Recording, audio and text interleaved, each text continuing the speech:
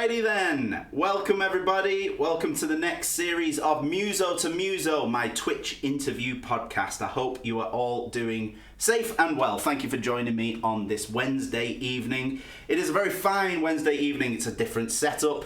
We have a very special guest this evening, somebody who I've known for a very long time. He is the guitarist of Absolva and Blaze Bayley. He has his own band called Vice, and he is a very funny character. Please welcome my guest, Tom Atkinson.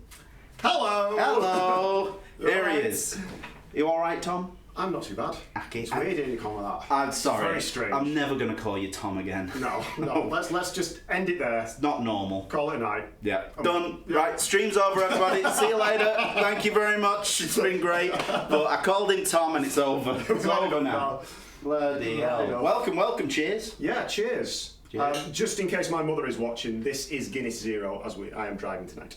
Tonight. He's been a good boy. I am not driving anywhere, so I'm not being a good boy. Cheers. The beverage of choice for you tonight? Beverage on choice. Oh, we've got loads of cameras here as well. Here we go. Oh.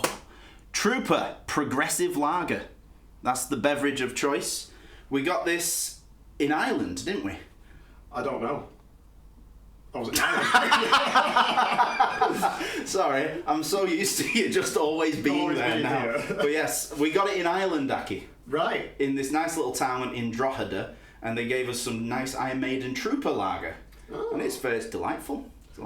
Be sure for our next little adventure out, then we can try some of that. We'll try some of this. We'll have a bit of a session on it, eh? Absolutely. So let me tell you how this is going to work, everybody. So similar to the last Muso To Muso interview podcast I did with the mighty Blaze Bayley, I've got a load of questions prepared for young Aki here. And then towards the end of it, we're going to be playing a couple of little games as well. But we've got questions all about Absolva, all about Aki's personal life. We're going to have a deep dive into this brain of his. Hopefully we're not going to get cancelled at all. We're going to talk about all sorts of stuff. How we first met. Yes. Absolva, Blaze Bayley. That little logo on your hoodie there. Yeah, got a bit of a conversation. Yeah. And if you have any questions in the chat, for myself or Aki here, fire them away in the chat. We're very professional today because we've got iPads. We've both got iPads monitoring what's going on. And the final thing, because I've just seen somebody send some bits in, Evil Henrik, thank you so much, mate. We are doing a raffle today. I've got my big old treasure chest that Aki's going to help me choose. What prize? Let me get it out. Ho. Maybe you can pick the prizes today, mate. Potentially. But we're gonna. No one can kick off if you don't get what you want. There is some Kiss stuff in here, you know. I can see it happening already. I can see it happen. You're going to take these lovely hands with Kiss, aren't you? That'd be so good if that would happen. I would be so happy. The universe, the gods would be smiling down. You've got to think, if I'm prepared for this, I would have brought some Vice merch that's still at my house. Oh no, nobody wants that. There's a load in the studio over the road, actually. Yeah, we can go get that and use it for some new coasters. But yeah, that's how this is going to work, everybody. We're going to go through a bunch of questions now, talking about Aki, myself, our touring experiences, Vice, Absolva, Blaze Bayley, all sorts of other stuff. Do the raffle, and then we're going to finish with a game or two at the end. So I hope you're sitting comfortably. I hope you've got a nice drink in hand. And yeah, sit back and relax and enjoy the show. Hopefully nothing goes wrong. Well... Anyway, all I can say is watch your head. Oh yeah, this is a problem. Let's just hang on. I didn't pass you them either. I didn't give you those shelves, so clear. Let's try your camera. Let's have a look at Aki. There he is. Hello. Look everybody. at that. Oh, do you know any Alan Partridge? No. We've had this conversation quite a lot, and the only one I know is it's an extender. Ah, Perfect, you've just done it for me. Mike, there's your Alan Partridge quote there for you. Fantastic. Right, well, let's get this underway, shall we? Let's get started. So, my questions say, hello, Aki, how are you? I am very well, thank you, sir. Good, good. Thank you very much for being the second guest on the Muso To Muso podcast. Yes, I did watch the Blaze one, so obviously I've a little bit of knowing what to expect. A little bit of training there. Well, yeah. Yeah. We'll go for that. Is that the word? Okay, wonderful. Let's start from the beginning then. So there's going to be a few people in the chat that honestly just don't know who you are. They might not even know who I am. They just randomly come on this stream for nothing. Maybe. So, for somebody who isn't as aware, who is Tom Atkinson? How did Tom Atkinson get into music? And most importantly, what made you choose the guitar as your choice of instrument? I wanted to play drums. Right. Was the honest answer. I wanted to play drums in primary school. My brother just got a drum kit. There was a very entertaining evening of when my mum and dad was trying to bring the drum kit down from the loft in their house on Christmas Eve, slightly intoxicated one evening. And obviously, the next day, saw this drum kit set up and I was like, holy, that's what I want to do. But then my school didn't actually do drum lessons. Okay. So I decided to go for the guitar instead.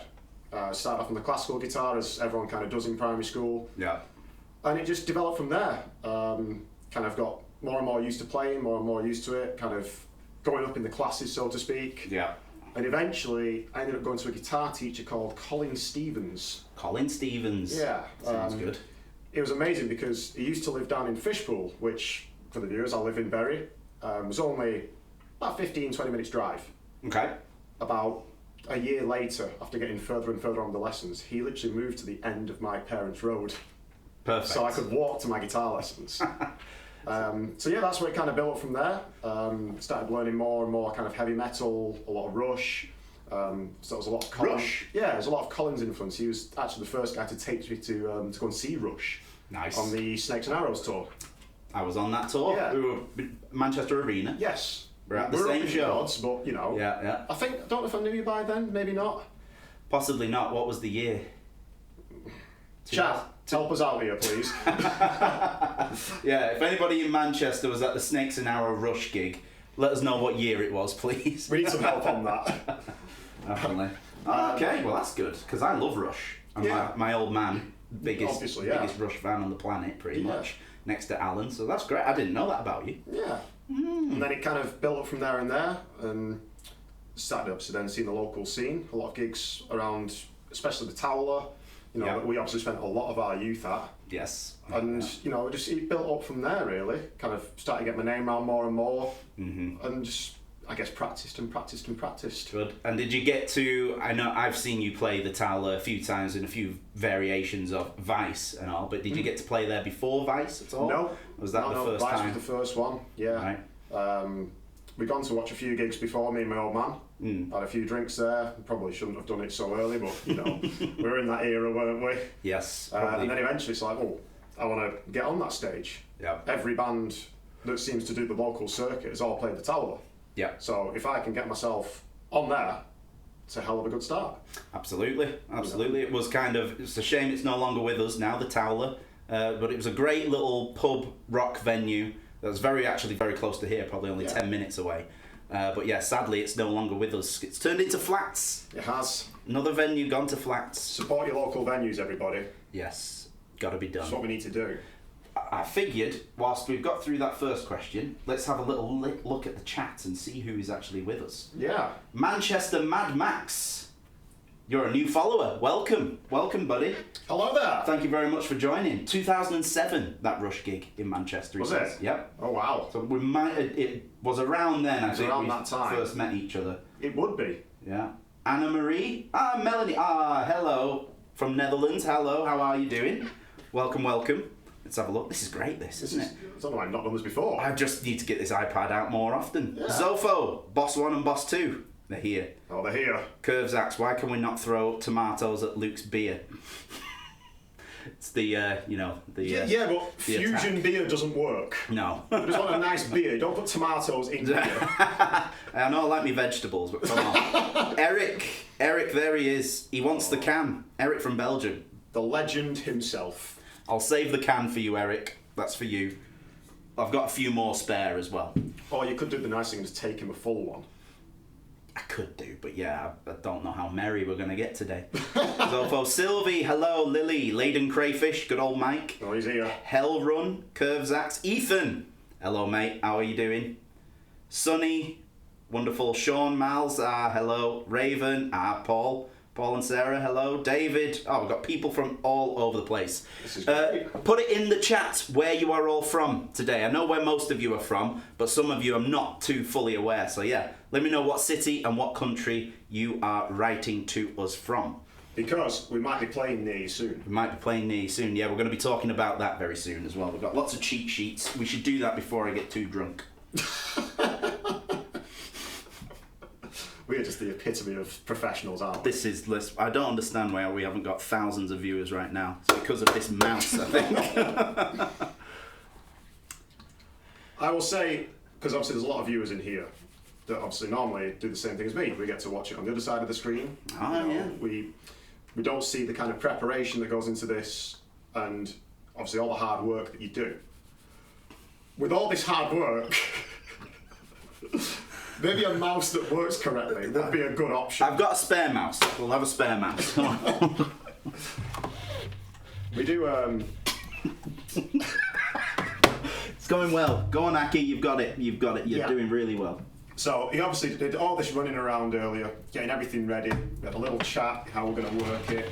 You know, not ruining the feel of how these wonderful Twitch streams work. Don't ruin the illusion. No. But apparently we're being faulted by hardware at the moment. But it's okay, because we fixed it with a mouse that's slightly too short. Oh wow, Joe Year 2000, thank you very much for the 500 bits. We're getting there. We're doing this slowly. Watch, right, there we go. This works. That's it. I'm gonna have to stay like this now. Very relaxed for Cool. Right. Okay, so I'll just position round a bit then, shall we? We're on a hype train as well. Hype train. Thank you very much, everybody. Thank you for throwing the bits. We are 27% through our bit goal for the raffle. Thank you very, very much. Right, maybe I'll just do that. There we some go. very good prizes, I will say. I've had a little look through the box, and there's a few things in there that I would actually quite enjoy. Yeah, I'm not picking it today. Aki's picking the prizes today. Yeah, and if you get a Kiss CD, I'm very sorry, and I will arrange to replace it with something better. There we go. We've got a little bit more length there. Shut up. Right, fully. we're moving on. We're getting sidetracked here. Yes. Hype train here, everybody. Thank you so much. We're on 62% of level 1. Moving on now, Aki. So, you discovered guitar. Yes. Went to your first few concerts, got lessons and everything. Started playing. Next job is to make a band, isn't it? Now, first time we ever met was at a venue called Ratcliffe Civic in Ratcliffe, very close to here. And I believe it was Power Sound competition. It was Power Sound 2007. And I asked you earlier if it was Vice, because I was unsure if it was Vice. I remember the lineup. Yes. But I couldn't remember the name of the band, so it wasn't Vice though, was it? It wasn't, but I think I do remember. Were you playing with Breakdown at that point? Yeah, and Chris was doing the sound. Yeah, because you were warming up, doing a line check, playing Thin Lizzy. Were we? Yeah. Oh yeah, okay, yeah, we did Bad Reputation. Yeah, I mean, it's obviously quite a while ago now, and there's been quite a few heavy nights of not being able to remember these kind of things. But I remember the people I was in the band with. So it was obviously myself doing the guitar and the vocals. Yep. We had Naomi. It's Naomi Claire. She goes by fantastic tattooist, by the way. It's that camera that's That on. camera. I'm tricking you here. Fantastic tattoo artist. If you get a chance to have a look at her, it's Naomi Claire on Instagram. I think it's tattoo or something like that. And then we had the drummer Jordan Greenall. Yeah, that's right. He was a phenomenal drummer. I think he still does play. I speak to him every so often. He's always very good at playing double kick with a single pedal.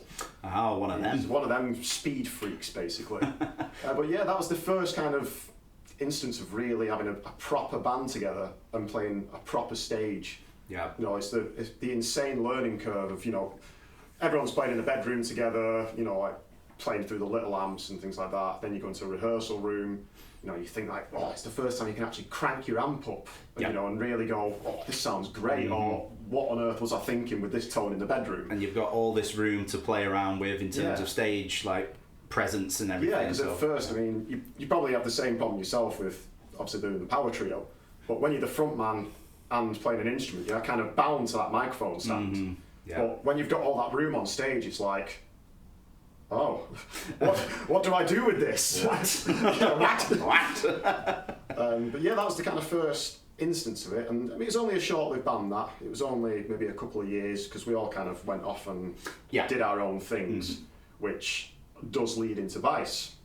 Very nicely, yes. Yeah. Little promo with the hoodie again. This is Aki's band that he's been in for a while, a hot minute. It's been a long time. So that rolls on to my next question very well, because yes, you did the Power Sound competition in Ratcliffe, and I assume various other little gigs and everything. And that was the same time that I was in my first ever band, which was called Breakdown. We were kind of operating in a similar circuit. Never, apart from that, we never really gigged together. No. We never did a gig together at that time. We were just crossing paths, occasionally went to the pub together or just hung out or something. We were still only babies at this time. Yeah. But then, yes, so that then leads on to you forming Vice. Yeah. Now, Vice, from my perspective, is, well, at that time it was a 4-piece heavy / thrash kind of metal band. Like, when I listen to your albums, I often think of bands like Machine Head, kind of things like that. That sort of now. Lots of singing vocals, bit of growling vocals, progressive metal to a point as well. Yeah. Would that be accurate, do you reckon? Yeah, go for that. Lovely. Yeah. So how did forming Vice come with the band members that I kind of remember at that time? So talk me through that. So, I mean, it did used to exist a long time ago. It was basically just 4 mates that got together and, you know, we wanted to play heavy metal together. Started off doing a lot of covers, as a lot of bands do. And then that kind of fell apart and we did kind of all drifted and did our own things. But then I kind of got the itch to get this going again. I was like, I want to do this.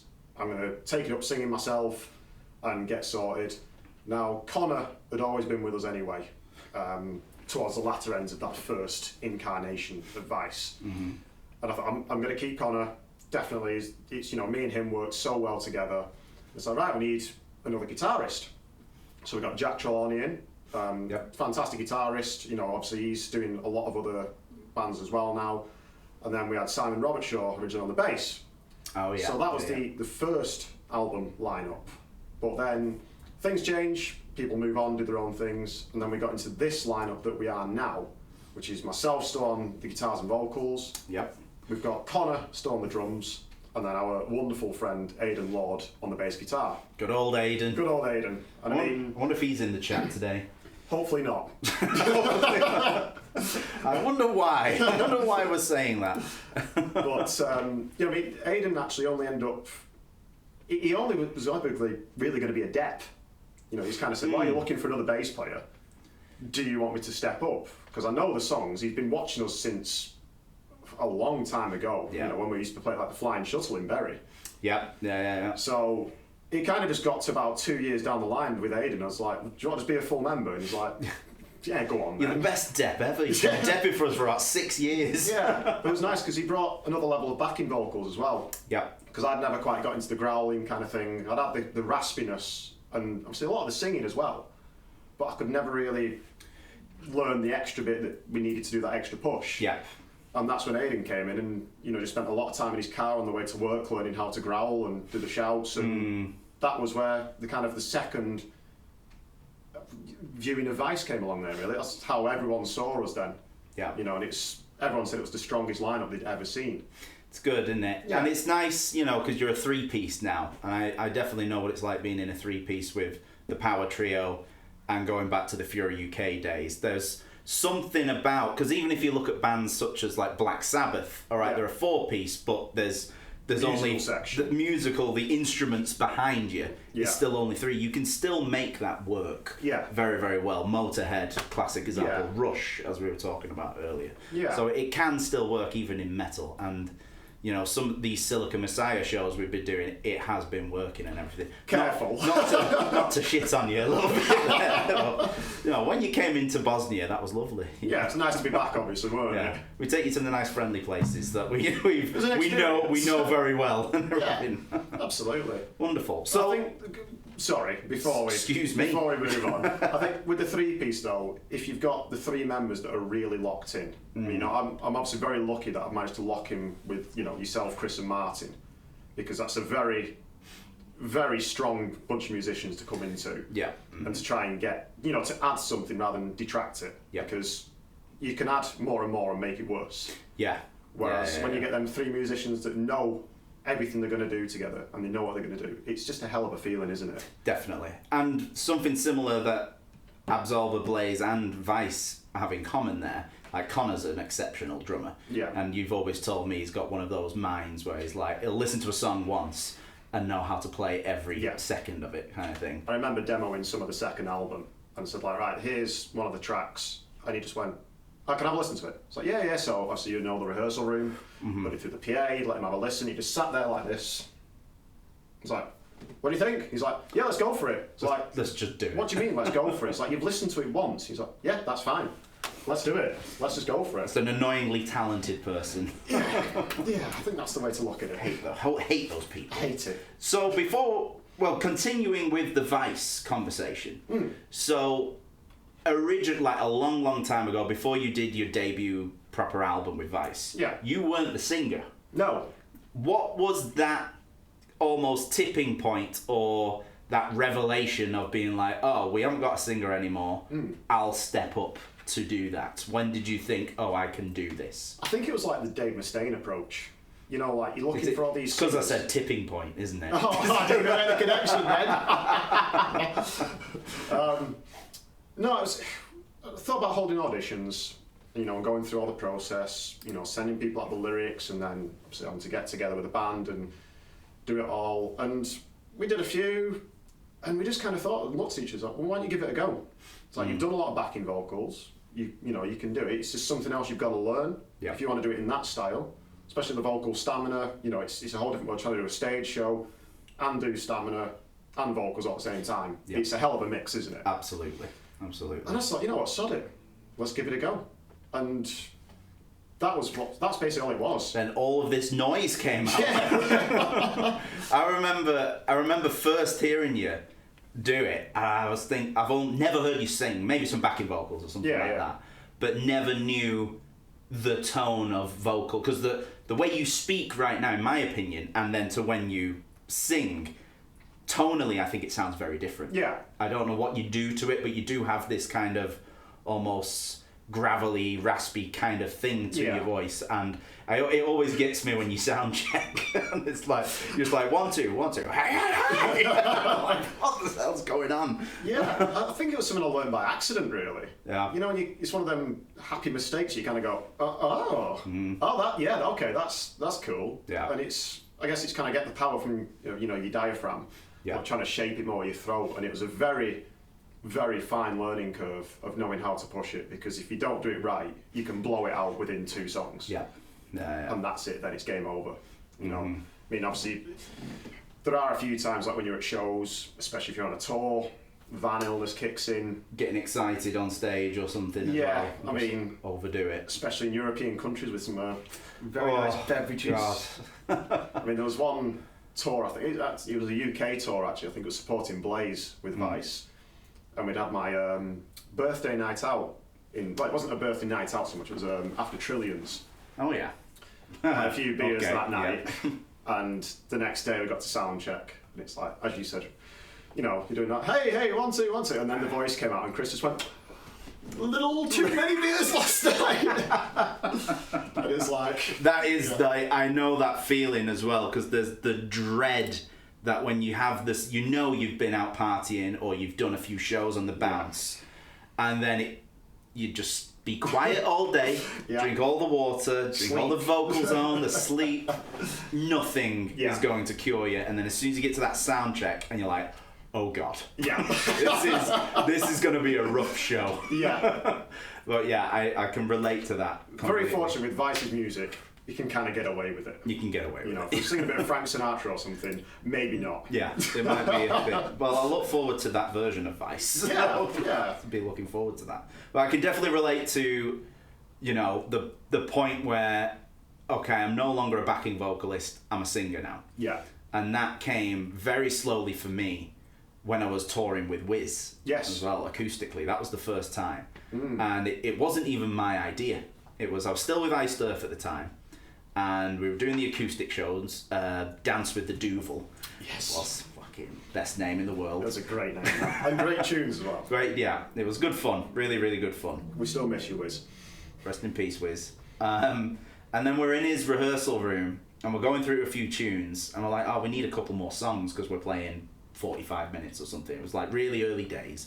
And we were playing we were playing a support show, actually, in Develicta Haste in Rusalara.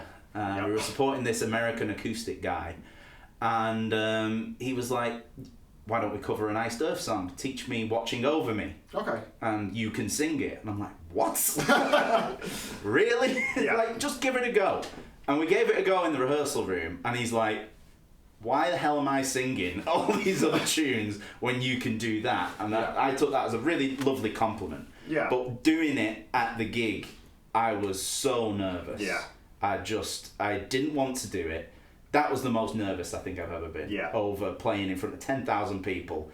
There wasn't many, there was like 30 people there. Yeah. Develicta Haste, but It doesn't matter. Acoustic, my voice, God. I mean, if anything, It's horrible. I don't know about you, but I mean, the shows where you've got, say, 30 people in are a lot more difficult than when you've got 1,000 people, or you've got 10,000, or 30,000 at some of the festivals. The space as Yeah, well. the space, the kind of what's everyone going to think? Is it going to hold up? There's a lot more. There's not as much background chatter, so if something does happen, you know, it's one hell of an experience, isn't it? It's very difficult. Everyone needs to have that show first. Yeah, So yeah. you kind of go, The okay.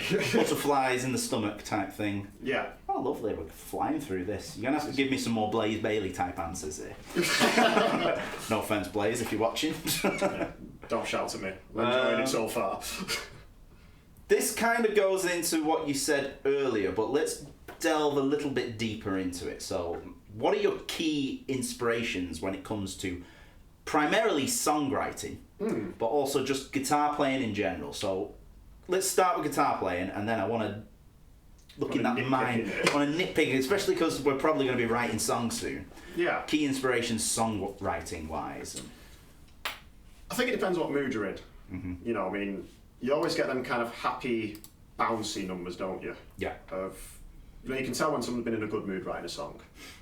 It's all very uplifting, obviously very melodic. Well, it's still be melodic even if it's obviously a bit upsetting. But I think a lot of it, especially the Vice writing days, I was very angry all the time. Right. Is probably the way to look at it. There was a lot, especially the second album, you know, because that was just as kind of COVID was coming into it. No, sorry, as COVID was ending. I think that's when we were actually allowed to go in and start recording. Yeah. So Right. I think that's the timeline, chat. I'm sorry if it's not. It's been a while. Roughly, give or take, yeah. about 6 years maybe. But, you know, we had a lot of riffs. You know, it's kind of the usual thing. Pick up a guitar. You'd be noodling in the bedroom after. You know, well, in the studio, in the office at home. Mm-hmm. You kind of go, kind of like that riff. So get Pro Tools open. Reason, other DAWs are available. Kind of play around with the riff and kind of go, okay, do I want it to be a pre-verse? Is this a verse riff? Is it going to be a chorus? Is it something else? And kind of just let it expand from there. Yeah. You know, you want to make sure you've got that catchy chorus with the right hooks in. Definitely. And it all changed a lot as well because you then had to think about there's one guitar on stage. And I kind of like in the recording process to be able to play live what is on the record. Yeah. You know, harmonists, you know, you can do all that kind of stuff very easily. But when you've got all these different guitar melodies going on at once, it's like, well, hang on, someone might miss that. Yeah. You know, that could be the one bit of that song they want to relate to. So it's kind of always making sure that it could be played live and still enjoyable for everyone and ourselves. Yep. And that's where it kind of goes from, really. And lyrics kind of just tend to be what was, I won't say like local events, like current events. It was more how you're feeling that day. You know, is there a strict subject that's bugging you? Yep. I mean, one of the best examples is the song Left Behind, which is ironic. On album 2, that was written basically about my boss at work, because he was suffering from Parkinson's. Right. Yeah. And it was also written about Vice's manager Billy as well, because some of the things that he was struggling with. You know, he was this incredible drummer back in the day, and he's still, you know, an incredible drummer now, you know, for what he does. But you watch these people that the bodies are failing in a way that's out of their control, but the mind's still there. Yeah. So that kind of was the inspiration for Left Behind, you know, so... Right. I should have looked at Vice's track listings before I made Maybe. Left Behind. No, but we know, both of us, that it doesn't matter what it is. Left Behind can be something completely different to someone else, can't it? Yeah. You know, Yeah, the instance of it for my song was that, whereas I have no idea what the Absolva one's about, being honest, so... That's not for public knowledge, to No. be honest. I know exactly what it's about, but yeah. It'll be something that we enjoy a conversation about off camera. Off camera. I'll leave it to everybody's imagination if you want to look at those lyrics, but yeah. Yeah. Right. We'll have a short interval with this to acknowledge the chat, see what's going on here. Somebody have been sending loads of bits and everything. Lovely. Let's have a little look-see. Right, who've we got? Ethan, thank you for the bits. Henrik, and somebody else has asked, where do I find Vice's music? Spotify, Amazon, All the shebang. all the usual streaming sites. You've got your website as well, yeah? I'd have to check it. If it's active. Yeah, It's active. because it's a bit of a strange conversation at the moment regarding that. Sure. But I think if you go onto Spotify or Amazon or whichever music streaming service, if you type in Vice, then For the Fallen, that will bring up the album number 2, and you can backtrace it from there. I think it's all under the label Vice Metal UK. Vice Metal UK. I think that's what it was. Yes, that sounds about right on the Yeah. old Instagram and everything as well. Yeah. Alan Fletcher. Hello, Alan Fletcher. I don't think I've said hello to you yet. Will there be any more Vice in the future? Hopefully. I think there's a good thing going between the three of us. Yep. We've had a bit of a hiatus due to several different things.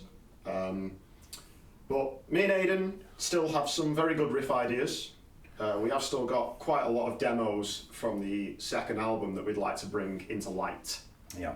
So, obviously, you know what it's like. You get all these different tracks that you've done for an album, and then you kind of pick the best ones. But you've still got them riffs that you do want to use, so you'll dissect them all and then bring them back in for another album. So, Absolutely. that's probably where we're up to. So there's a lot of material there. We just need to get together and do it. It's all the time, isn't it? Yeah. 'Cause, the amount of stuff that, like, voice memos of riffs and ideas and melodies that are on that phone there. Yeah. Is just mental, isn't it? But, Yeah. But I wrote a song today, everybody. I showed Aki that song today. It's very good. Yeah, it's very nice. Good, solid foundation. Don't you hate it when people are really talented? Appalling, sickening. Alan Fletcher, 5 gift subscriptions. Look at that guy go. Thank you very much, Alan. Nice one, dude. You are the man. Wow. Who's he gifted? I don't know any of these people. We've got lots of new people in the chat. Thank you for joining us today. If this is your first time, because we've been advertising... I'm very low here. Let's pull the seat up. Hello. Watch your head. Watch me head, God. If this is your first time, make sure you hit that follow button. If you're feeling very generous, give us a subscribe. Keep this channel live. Donation, raffle, all that jazz. Yeah, be very, very much appreciated. But welcome. I do these Twitch streams every week, pretty much. This week we've got 3 streams. Did my Metal Monday. Yeah. You were there. I was. Bit of a Machine Head for you. Was. Lovely. I've never heard that song before. It's a great song, that That was one. banging. That riff was wonderful. Diddle-a-doo-doo, diddle-a-doo-doo. The one bit in that song that I love is it's when it comes back in from the break. It reminds me I'm so cold, and it's just... That was nice. Goosebumps, man. Goosebumps. Little goosebumples. Yeah. We've got today, obviously, and then tomorrow I've got my next guest of the week, Rishi Mehta. We're going to do the Live After Death Iron Maiden stream. And he's going to be in this room with me. we're going to be playing all the bass and all of the guitar. So I hope you can catch that tomorrow. Make sure you hit that follow button to get notified for it. I will be there. He will be there. Well, not in the room. Not in the room this You time. could be. You could be, monitor. You could be the monitor. Okay, then.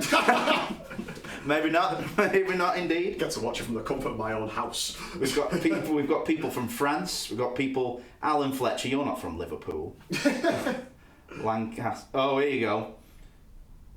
Evil Henrik. A Land Rover or a Frontera? Frontera? Vauxhall.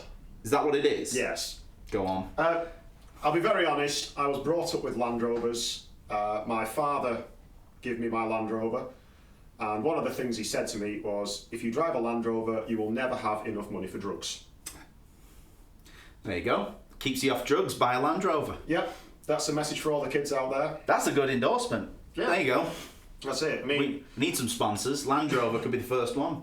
between Land Rovers, guitars, and computer games, Guinness and Trooper. and Guinness and Trooper, I'm never going to have any money. And Jupiler. Oh, I've not got my Jupiler box on the stream today. I have plenty at home for us. I should have brought some. Yeah, but then you drink it. For I'm me not going to to drive drink. home. I'll get you a Jupiler Zero. No. No. Very nice. Right. Put this down. I've seen a message from Sean Mowles. Sean Miles. Yeah. There was an early EP, very early, but being honest, we recorded the first album and all them songs are on there that are much better. So you'll enjoy the first album, which is called The First Chapter, a lot more than that EP. It's a good album. Yeah. Not bad. And then that other one with the bird on it. With pink feet. The bird with pink feet. Pink feet. It's a vulture. For the Fallen. For the Fallen. Yes. It's a vulture. Vulture on the back. I just call it what vultures do. Yeah. Well, that leads us on to another thing at some point, doesn't it? That could be great. That could be great. My iPad's about to die. Already? Yeah. I can always tilt this one if you need it. Yeah. I don't mind. We'll see. I mean, other tablets are available. Right. God. Okay, right, we've done that. Right, so we've talked about how you got into guitar. Yes. We've talked about how you got into music, learning, your inspirations, your first gigs, Yeah. how we met, Yeah. how Vice was born, Yeah. how you became a singer. Indeed. All these things, and writing songs. We're doing well. Now, kind of following that timeline, we're getting there now. So whilst Vice was very active, that is the time when Fury UK were also very active. Yes. Going into Absolva. So Fury UK, for people who don't know, was a band I was previously in with the guitarist of Absolva, Chris, my brother, and the drummer of Absolva, Martin. We were a three-piece, Fury UK, and I'm sure Fury UK and Vice did some gigs We together did, along the way. I think. Towler, Manchester. That's how we did. Is it Moho Live at some point? Moho we did Live. Moho That's at some it. point. SOS. SOS obviously. Festival, of course. Plug to SOS Festival, Manchester. It's a good one. Oldham. Then, I got a phone call one day. And then you had to spoil it all. It was all going so well, and then a phone call came in from America to... I'll tell this story a little bit more truthful, because I sometimes just say, I got the phone call. That's not true. That's not true at all. My father got a phone call from America, and it was from the manager of Iced Earth, because at the time I was still only 17. Yeah. So I was still a minor, you know. And then, so they called my father, and they basically said, the bass player of Iced Earth has left. We want to offer your son, Luke, the job. And then I was just upstairs, still living with my folks at the time, because I was only 17. And then he calls me down, and he's like, Luke, got to talk to you. She's like, can you come down here, please? And I'm thinking, oh, God, this doesn't sound good. Yeah. This doesn't sound good at all. That's the kind of dreaded conversation, you know. It says, can you come downstairs so I can talk to you? It's whenever a parent said that to you, you just kind of went, what did I do? I was pretty hungover as well on the day, so I was thinking, And you were 17. And I was 17, so, yeah, sorry. But yeah, so I was thinking, oh God, what have I done? you know, Let's leave have it. I done Leave it. Have I done Leave it. something? And then he took me into the conservatory of all places. Usually it's like just sit down in the lounge or something. Yeah. So, but no, it was, and he's like, I'm going to change your life forever. That was the first thing he said to me. Didn't say what had happened. He says, I'm going to change your life forever. Like, right. Iron Maiden, support slot, it's going to be good.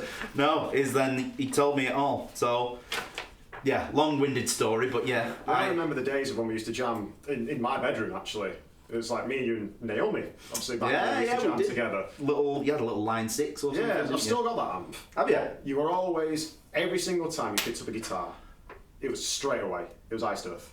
Yeah. Every single time. It was like, that sounds cool, what's that? And it was obviously you saying, oh, it's Iced Earth. It made me aware to who they actually were. They had some riffs, man. They've got some riffs. Yeah, absolutely. They've got all of the riffs, and, you know, Schaefer's right hand was just amazing. Yeah. Could easily match, maybe even beat Hetfield.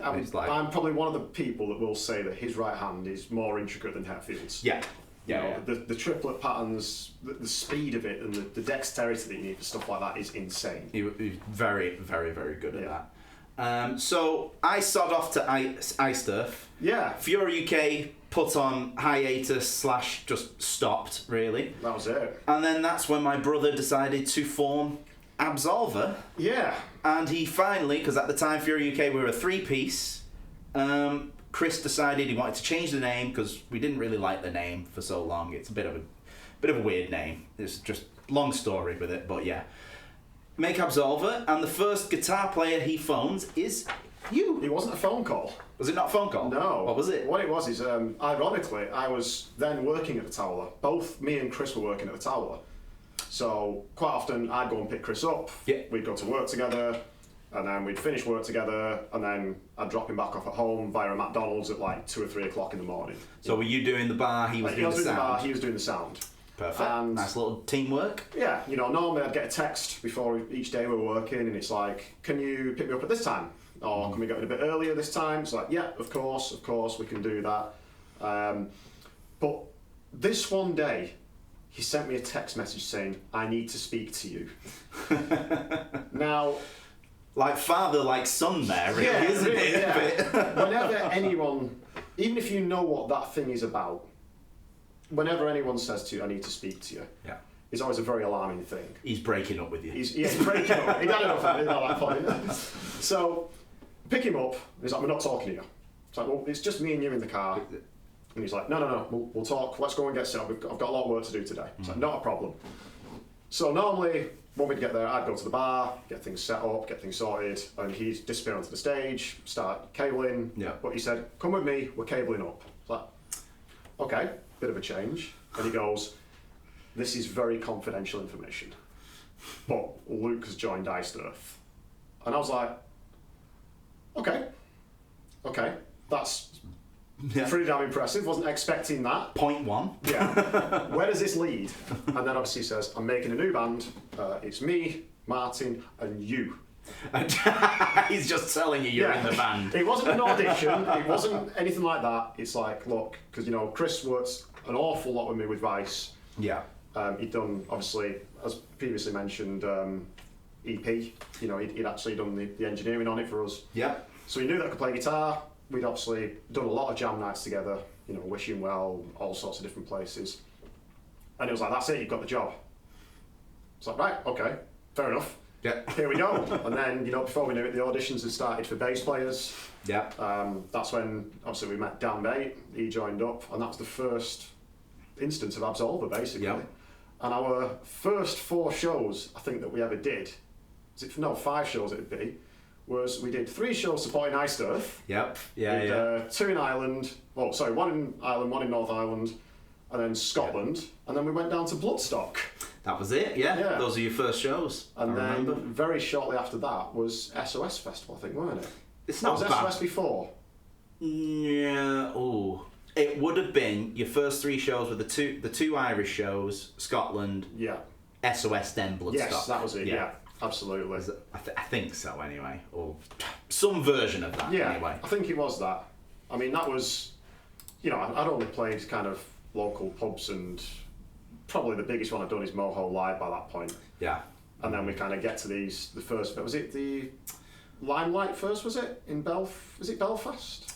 If the Limelight's in Belfast, yeah. So the two venues we did were Limelight Belfast, the Button Factory. And Dublin. then King Tut's in Scotland. Scotland, yeah. That was rammed as well. Yeah, so that's only a small place for Iced Earth. Yeah. But yeah, 3 good gigs. That was really, one hell of a starting procedure for us, really. Yeah. And then, obviously, that's when the UK tour started. And it was, I guess, the real instance of seeing how a proper band actually functioned. Because nothing quite prepares you for the touring schedules. No. And if I can just add one more thing about those Iced Earth support dates, this is because my father's got a very good thinking hat on. And so when the Iced Earth manager at the time phones up my father and says, oh, this, and this, goes away, tells me, then a week later or a few days later, all of this had happened and what you just said, that's when my father went back, yes, you can have Luke, however, if you set us up, they were going to have a new band, if we can be the support band for a few shows. And that's what they did. And it worked perfectly, didn't it? It was lovely. It was one hell of a starting kind of procedure for Absolva, really. Yeah. And that's just you can't say your first 5 gigs like that can get much better, really. Yeah. It's sweet. Well, I mean, the best thing for me as well is that it kind of got me back into Iced Earth, because that would be the Dystopia tour, right, wouldn't it? Yes, it would. So that's when I really started listening to that album. I was like, yeah, I really like this. And then obviously Stu Block as well. Yeah. I was like...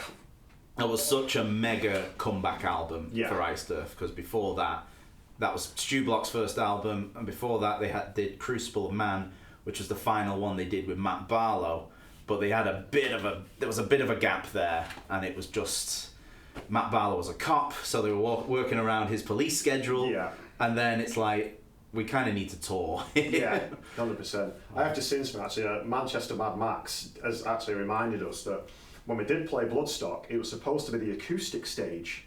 Yeah, that's right. And then we just ended up taking a load of amplifiers over with us and just being like, yeah, we're Absolva. Here we go. We play heavy metal with lots of guitar, have it. And the sound engineer kind of went, okay, I'm not prepared for this. I remember Andrew as well. He went to, the former Andrew Peters. Yes. Former sound man of Iced Earth. He was there. We were obviously there because Iced Earth were playing the main stage, and then Absolva playing the acoustic stage. Yeah. And then he's like, move over, man, I'll do the sound here. And the guy wouldn't let him. He's like, come on, dude, it sounds like shit, let me make it better. And I'm like, yeah, don't insult the guy and then to try and take his job. But I remember him, he was so driven, he was like, come on, man, I can do this, I can do it. I know the band, I know this, we've done all this with him. It's like, I don't care, this is my stage. It's my stage. He would not move, would he? I mean, what a guy. I do get it. It's like just some randomer. It's like, come on, let me touch your desk. I'm sure he had like a little frigging lemonade and vodka there. Yeah, I think he had like his laminates on and everything. Yeah. But the sound guy didn't care. He was usually quite convincing as well. Not that day he wasn't. Not that day. So, Absolva was born. The lineup at the time was yourself, Chris Martin, and the bass player at the time, Dan. Yeah. Did all sorts of stuff, like we've just mentioned. First few shows supporting Iced Earth, SOS Festival, Bloodstock Festival. Yeah. Wonderful role.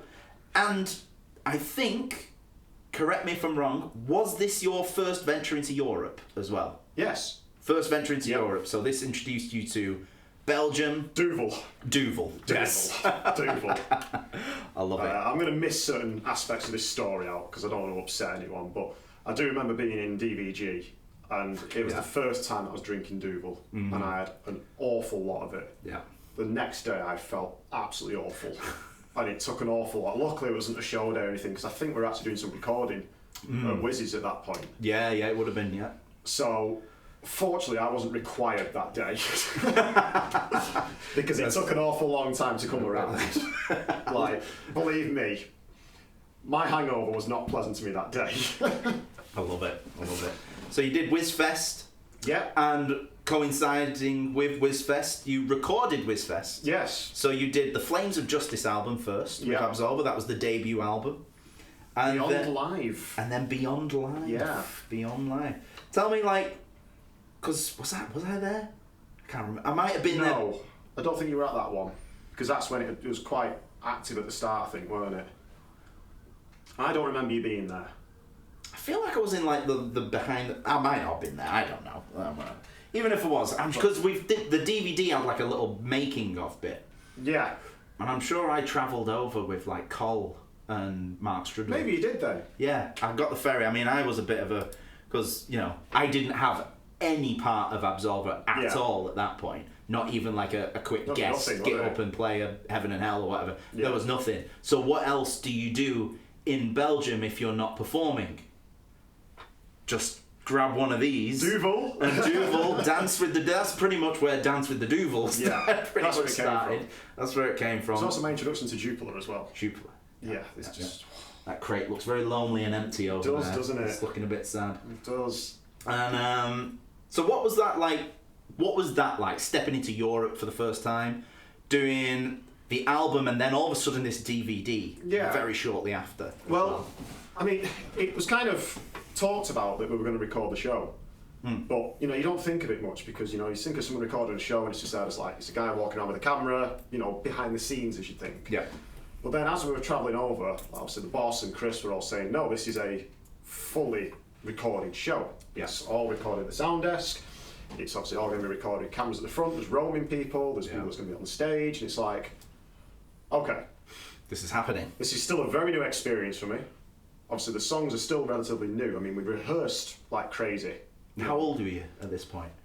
Must have been... 19? Between like 18 and 20, something like that. 18, 20. Between 18 and 20, something...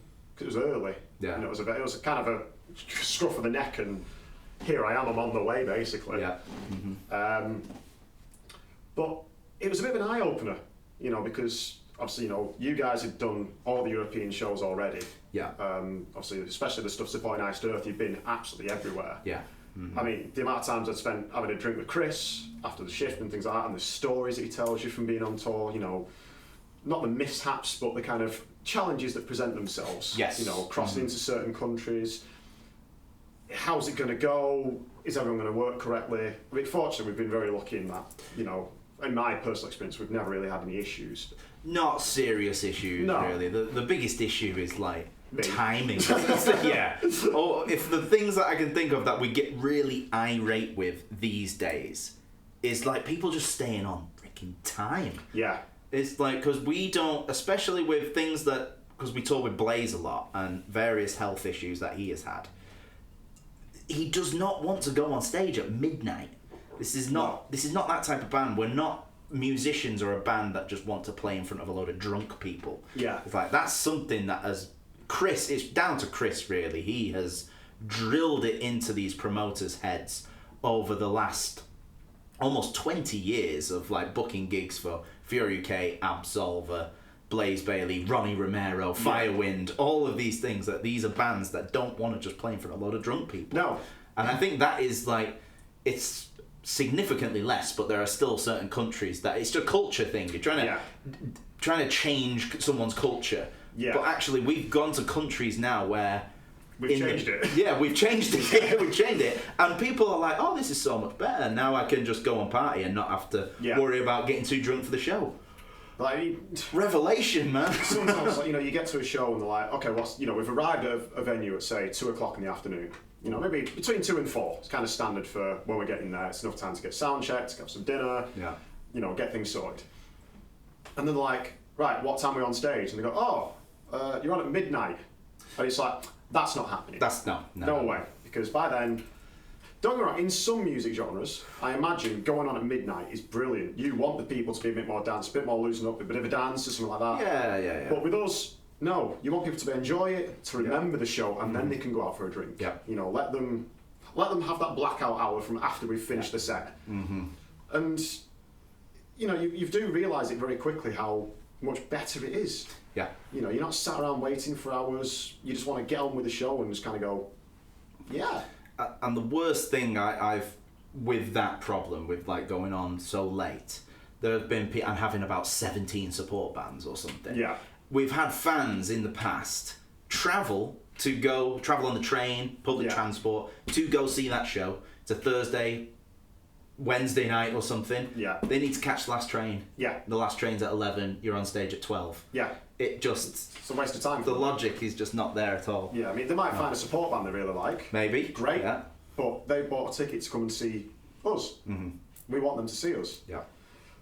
And I mean, I think one of the best things that started from all of this is the Sunday matinee shows. Here. You know, there's just something crazy about these Sunday shows. We all hate it on a Sunday morning. Yeah. Because we'll be playing the Saturday night and you kind of get off stage, you know, pack down, get to the accommodation, travel home, whichever one we're doing. And then it's like, right, what time do we need to be there the next day? And it's like, oh, it's an 8 o'clock alarm. And you're like, right, great. But fortunately, you know, we're on stage by 3 p.m. So everyone can come out. Yep. You know, there's no excuse for it. They can have a bit of a mid-afternoon drink, come and see the show. They can be home by 7 o'clock, maybe even 8 o'clock. They can still have an extra evening meal if they so wish. You know, you could still potentially get a Sunday roast by that point, which would be a good idea. A lot of the venues as well, because they open their doors earlier, they'll allow under 18s in. So that's it. A younger generation can come and see these shows. It's better for everyone, isn't it? I mean, it'd be great to have these kind of earlier shows everywhere, but things like work obviously come into play. And you know, if it's a Saturday night, I get it. Even I want to party after the gig. Yeah. So, you know, rather than just go home, and as much as a Sunday roast is lovely, but that's for the Sunday. Yeah, you know. 100%. Absolutely. But no, I agree. But yeah, we did Belfast. Belfast was a Sunday matinee as well. Doors were like at 2 o'clock. Yeah. We were on stage at 3:30 or something. Yeah. Gig was done by 5:30. We were out of the venue by 7. Yeah. Everybody's like... Everyone's home. Yeah. Chris got a flight that night. Yeah. It's like, so you can just do everything. That's the weird things of these matinee shows. It's like, normally you get home from a show, especially when you're travelling home, you know, you come back home, it's like, right, I'm home. Yep. Go to sleep, freshen up the next day. A matinee one, you come home after that and you're like, I've still got a full evening left. Video games. Come on, we're doing it. Crack open a little tinny. Yeah. Some video games. 100%. Sorted. Right, well, that's that question done. Right. Almost missed then. Flying through it now. Right, let's take a short interval. Let's address the chat again. Hello, everybody. How are we doing? Alan Fletcher, 500 bits. Thank you. We're over 50%. What a guy. Over 50% to the raffle. 57.65 to be very, very exact. Oh, has he got another tinny? I don't know. I was going to back up ever so slightly so it doesn't It's go all wrong. right. I'll make sure. In fact, I'll keep the camera right on you. I hope it doesn't go wrong. This is after Chris told me. Do that for a bit, and then you're squirting it up. Just pour it very slowly. He told me I've been pouring Guinness wrong all my life. You finish it, and we'll see what happens. But I might have to burst your bubble a bit. Well, Chris, if you are watching tonight, he doesn't watch these streams. He might do if I'm on here. He might do. Just in case. But he taught me when we went to meet Nikos. Nikos, yeah. You know, when you decided to do something else. See, that's not worked for me. No. It's not worked. So, Chris, you're a liar. Alan Fletcher, boo Aki, learn to pour Guinness. Yeah. Right, so... So, Alan, I'm on this side. I'm not. I'm on that side. Yeah. So, I was down at a place in Bury called the Art Picture House. What is this? It's my little nodule. What's this lip? He's got a lip on his Guinness. But we were down there, and I poured the can as you normally would, you know, all the way as you would, and level it off right at the end. And Chris gave me the sternest word, that's incorrect, you don't do it like that. Then the next one, he said, right, I'm going to pour it for you. And he did it like that, and it's not right. So, when was this conversation, do you remember? When you weren't here. It's when Nikos was here. Okay, so it was a few months ago. Yeah. So because we were in Ireland very recently, Chris had this same conversation with Joe May. Oh. Not trying to teach Joe May. Joe May's an Irishman, by the way. So trying to teach an Irishman how to pour a Guinness. He's the Irishman. He's the Irish. Well, Alan Fletcher is a close follower, I think, you know. I think they're both up there, really. But yeah, and then with the cans, apparently it's just get the fucker in. Right. Really, just Quick as you literally can. in there, upside down, right in there. When it's on draft, Yeah. that's different. Yeah. Apparently because you got the little ball as well. The widget. It's the widgets. The widget. The little ping pong ball. You know, that's always, I thought, what a waste. It's like, how many table tennis tables are there out there without a ball? Because of all this Guinness that's going around. Can you imagine? That's going to be the next advert we've got to make. There are millions of table tennis tables out there, all without a ball. Thanks to Guinness cans. Please, save a ping pong ball, go to the pub and buy a pint of Guinness. My name's Luke Appleton and I approve this video. There's your clip. There's your clip for Instagram. That's the one. Wow. But we've done quite well so far. We've stuck to a natural. I feel like I've stepped into the Twilight Zone. Right, lovely. Thank you, Alan Fletcher, for the bits. Lovely. Ethan, yeah, I know. I don't know what's happening, Ethan. Right, I'm going to get the camera off you for a second, give you a break. Sounds like a good starting point for a new song. Gone a bit crazy. Thank you very much. Love the Sunday matinee shows in Bradford Night Train. What a good venue. I think we're back there, actually, at the end of... towards October this year. The diary's not up. The diary is right here. Let's have a look at the diary. I'm going to tell you about all our gigs. Can you read that? So we're in February. If it's Bradford, is that not going to be October? It is going to be October. Yeah, it's going to be way on in the calendar. Well, there it is. We've got about 25 shows in October. God, we need a bigger screen here. There we go. You got it. 25th. Sunday the 25th. Sunday the 25th of October, we're coming back to Bradford. Come check that out. We're doing a huge UK tour in October with Blaze Bayley, doing our Iron Maiden anniversary set, which we are going to get to very, very soon. It's coming very close to in my questions as well, leading on very nicely. So yeah, we're going to Bradford, we're going to Manchester, Edinburgh, Newcastle, Glasgow, Bedford, Southend, Derby, Newcastle, Grimsby, Edinburgh, Glasgow, Manchester, Blackpool, Worthing, Bristol, Southampton, Crumlin, Stoke, Sheffield, Norwich, Nuneaton, Cannock and Bradford. All in the UK. I just need some water. And then it carries 95% water. 95% water. And it carries on. That's not the end of it. No, it doesn't. It's very busy. It doesn't stop. There's loads of shows throughout the year. Bit more to the right. Like this. Camera's in the way. Bit more to the right. Who, me? No. What are you on about? On this thing to get to November. Oh, I see. There you go. November. Oh. Looks good. Yeah. I'm sure there's a London show. Is that not December? There it is. Yeah, the London show's in December. Yeah. That's why I'm getting a bit confused. Right, how do I get back to the stream now? There we go. There we go. Look at that. What a guy. Oh, God, that was difficult. Wonderful. Not cart and horses this year. Blaze Bayley is doing the Underworld in London in December. Absolva are not doing London this year for several reasons, really. Absolva have got a few shows this year booked, but it is primarily Blaze Bayley touring this year. Absolva have got a few things in the pipeline, which we are actually planning to announce within the next week or two. So keep an eye out on social media. We will be making some nice little announcements out there very soon. And then 27 might be a year to look out for as well. Could be a historic. Oh. What does Aki know? Not a lot, because I don't get told these things, just in case. Don't forget to breathe. Don't forget to breathe. Right, lovely. Let's move on with our next question. Let's keep going. Come on. We're doing it. We're doing the thing. Halfway through my page. Is there another page? Yeah, but that's the list of our game. Okay. So, we have got to Absolva.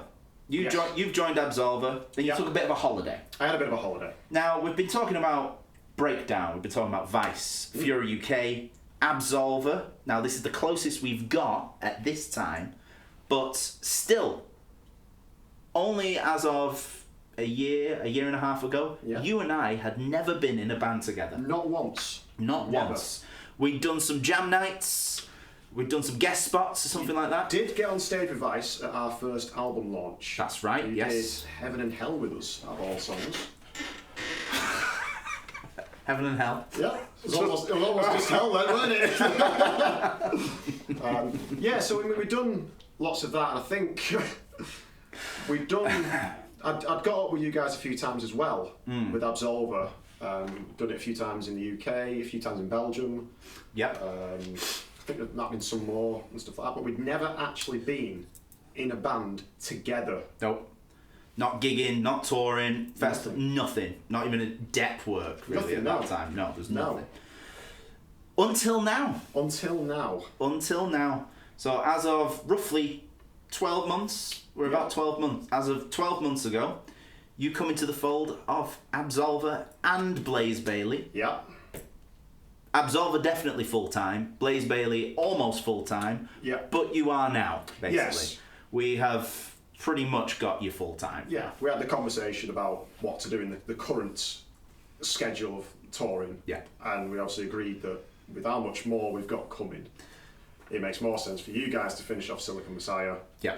And then once that is done, sealed, we then take the full reins and off we go. So many people are confused about this, so I'd love to give everybody a little bit of clarity right now. Be fantastic. So we'll definitely try and do that. So just to Charlie from Star Rider, if you're watching, because I did have a message when you guys were on tour in Ireland, and he goes, I thought you were with Blaze Bayley. I am, but just not now. He's like, I don't understand. Why are you not? And so sometimes I don't understand, because I was talking to you, it's like, oh yeah, we got this in Ireland, didn't we? It's like, yes, you did. God. So yeah, now, so for me, it feels, I can't believe I'm going to say this to your face, because usually we're so horrible to each other, but we've got our professional mode on. For me, it feels nice. Are you sure? You almost threw a table at me. I know, but there's still time to do that. We're only an hour in. So, yeah. But for me, it feels good. In a weird way, even though I know Absolva, the original lineup of Absolva, didn't consist of me, but because of the Fury UK history, in some weird way, with the various lineup changes that have happened within Absolva and Blaze Bayley, it now feels like, we've all said it, it's come like a full circle. Yeah. And I've come back. I've come back from America. Yeah. I've come back from everything else. Yeah. I'm in Absolva now full time. I'm in Blaze Bayley band full time. I'm back on the bass guitar, my main instrument. Oh, God, that makes me happy. And we've got That's you the back. word you'd use on stream. That makes me so happy. And I remember having the conversation when I did come back on bass. It was quite a leap of faith, if you would say. Yeah. To make, because Chris and I definitely had a nice chemistry as two lead guitar players, or rhythm and a lead guitar player.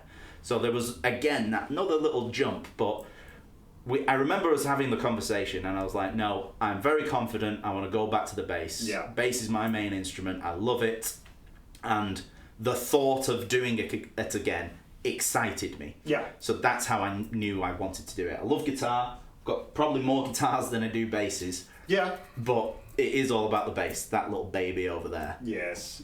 That's it. And I think it was, we all kind of had the idea, but I definitely voiced it first. I was saying, if I'm going back on bass, the first person we need to ask is Aki. Yeah. It's like, let's see what... There'd been a few hints, I think, at first, kind of playing the field. I guess we could call it that front. You know, we had a couple of conversations and joked about it, and then there was that one day when we had the proper meeting, just to say, do you want to come back? We were in Northern Quarter, weren't we? We were. Northern Quarter, Manchester. We went out, had a bit of a conversation, how things would work, you know, scheduling, all that kind of stuff. And it was like, yeah, now feels like the right time to come back into the fold. You know, we've all really, really just got better at our own instruments. Yeah. And it's, if anything, it just made it even tighter. Yeah. You know, it's a bit of a force to be reckoned with when we're all on stage, or even the rehearsal room, wherever we are. We're just such a strong unit. But I can't believe I'm going to say this. This is the strangest. But we're all really, really close mates. Annoyingly, yeah. You know, yeah. There's nothing out there really that, you know, we can speak to each other about anything. You know, we can trust each other with anything, and I think that's what makes it such a solid thing. You know, we always know what each other's going to do, especially if there's any kind of like technical difficulties on stage. Someone always has an idea of going, right, that's gone wrong over there. I've got an idea. Yeah. We need 5 minutes. It's like, is 5 minutes enough? Yeah. Okay, I'm on it. Yeah. You know, there's a lot of, no matter if there's a problem or what there's a problem, or if something hasn't been done yet, something needs to be done, someone will say something and be like, this needs doing, or no, recognize it and just go and do it. Yeah, exactly. There's no half-ass in it or anything like that. It is a very nice solid unit. There's no looking lost at each other kind of going, well, there is. There is a bit of there's a lot lost. of that. But, you know, like, some of the things that comes out of our mouths, I'm just like, what are you talking about? In the van, there's never going to be a camera in the van because we'd all just look like idiots. Yeah. Complete idiots. Well, we'd star idiots anyway, but we don't need to be recorded idiots. But I think another thing that should be definitely put on the record as well, because you were in Absolva right at the beginning for that first year or something, then had a massive holiday for about almost 10 years. Yeah. However, we still knew each other. We still spoke to each other. We were still friends all that time. So it wasn't like you just disappeared or we just disappeared out of your lives or anything. That's it. It was still pretty constant. Yeah. And definitely with you and I over the last few years, just being basically glued to computers. We definitely see each other like face to face, but it's more computer screens. Like this, exactly. So that's nice as well. And it's just like we already know we get along. It's just right, let's just put it into business again now. And so far, long may it continue. Yeah, I mean, there's obviously like a few little things that have changed in the dynamic of how things work, but if anything, it's for the better. You know, everyone's all switched on, everyone knows what's going on. Yeah. It's just comfortable. If we were all like this at the beginning, when we were all early 20s... Yeah. Who knows what it would have been. Damn. You know? Damn. Exactly. That would have been cool. So, with you joining the fold at this stage, and with... especially between Chris Martin and I, had been performing with Blaze Bayley for a very, very long time now. Yeah. And we've learnt so many songs from his back catalogue. Yes. Pretty much all of his Blaze Bayley era of Iron Maiden songs, and a couple of like the Best of the Beast and Bruce era, Diano era. You come in with a very heavy task of learning all of the Absolva songs. Yeah. All of the Blaze Bayley Iron Maiden era songs, and then even though we sent you those two set lists, we're still throwing songs at you. Yeah. We're still throwing songs at you, and now the set list has gotten even bigger. I think we're up to about 50 songs now. We're up to about 50 songs. Yeah. So this is kind of where it comes into play with why the Silica Messiah tour is still only a 4-piece for now to finish it off. Because when Aki came into the fold, he had 50 songs, or close to 50 songs, to learn of Absolva. Then the X Factor tour, which was definitely no easy task. All of the extra, the Klansman, Future Real, any songs that may have been off Virtual 11.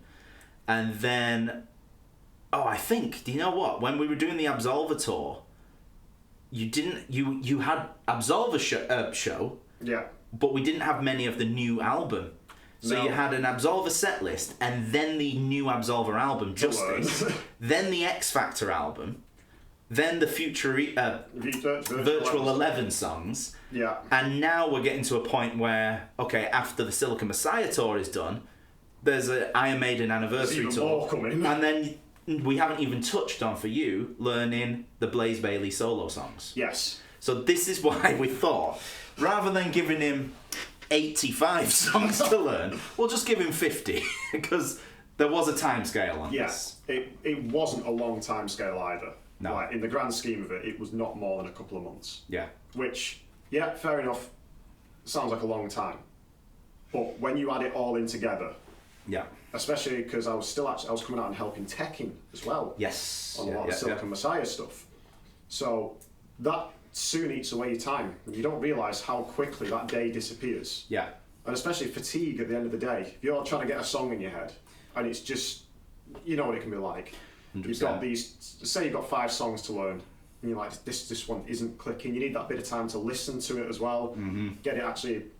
We all say muscle memory, but it's in here as well, isn't it? Yeah. You know, what's next? Oh, actually, it's like, oh no, this is actually a double chorus. This bit. It's like, it's not. You can play it, but it's like, oh, which chord's next? Which riff's next? It's like knowing the songs as well. Precisely. And just to say to anyone, it's like, right, there you go. There's 50 songs. You've probably not heard all of them before. You've probably heard a chunk. Yeah. But there's definitely certain ones. Like there's certain ones off X Factor I barely remembered at the time because it wasn't an album I listened to religiously. Yeah. I knew the classics, but then if somebody said, "Oh yeah, hum the Aftermath for me," I'd have been like, X Factor. "That's X Factor." What did I say? Virtual 11. Did I say Virtual 11? I think so. I meant X Factor. God, it's good stuff, this, isn't it? What is it now?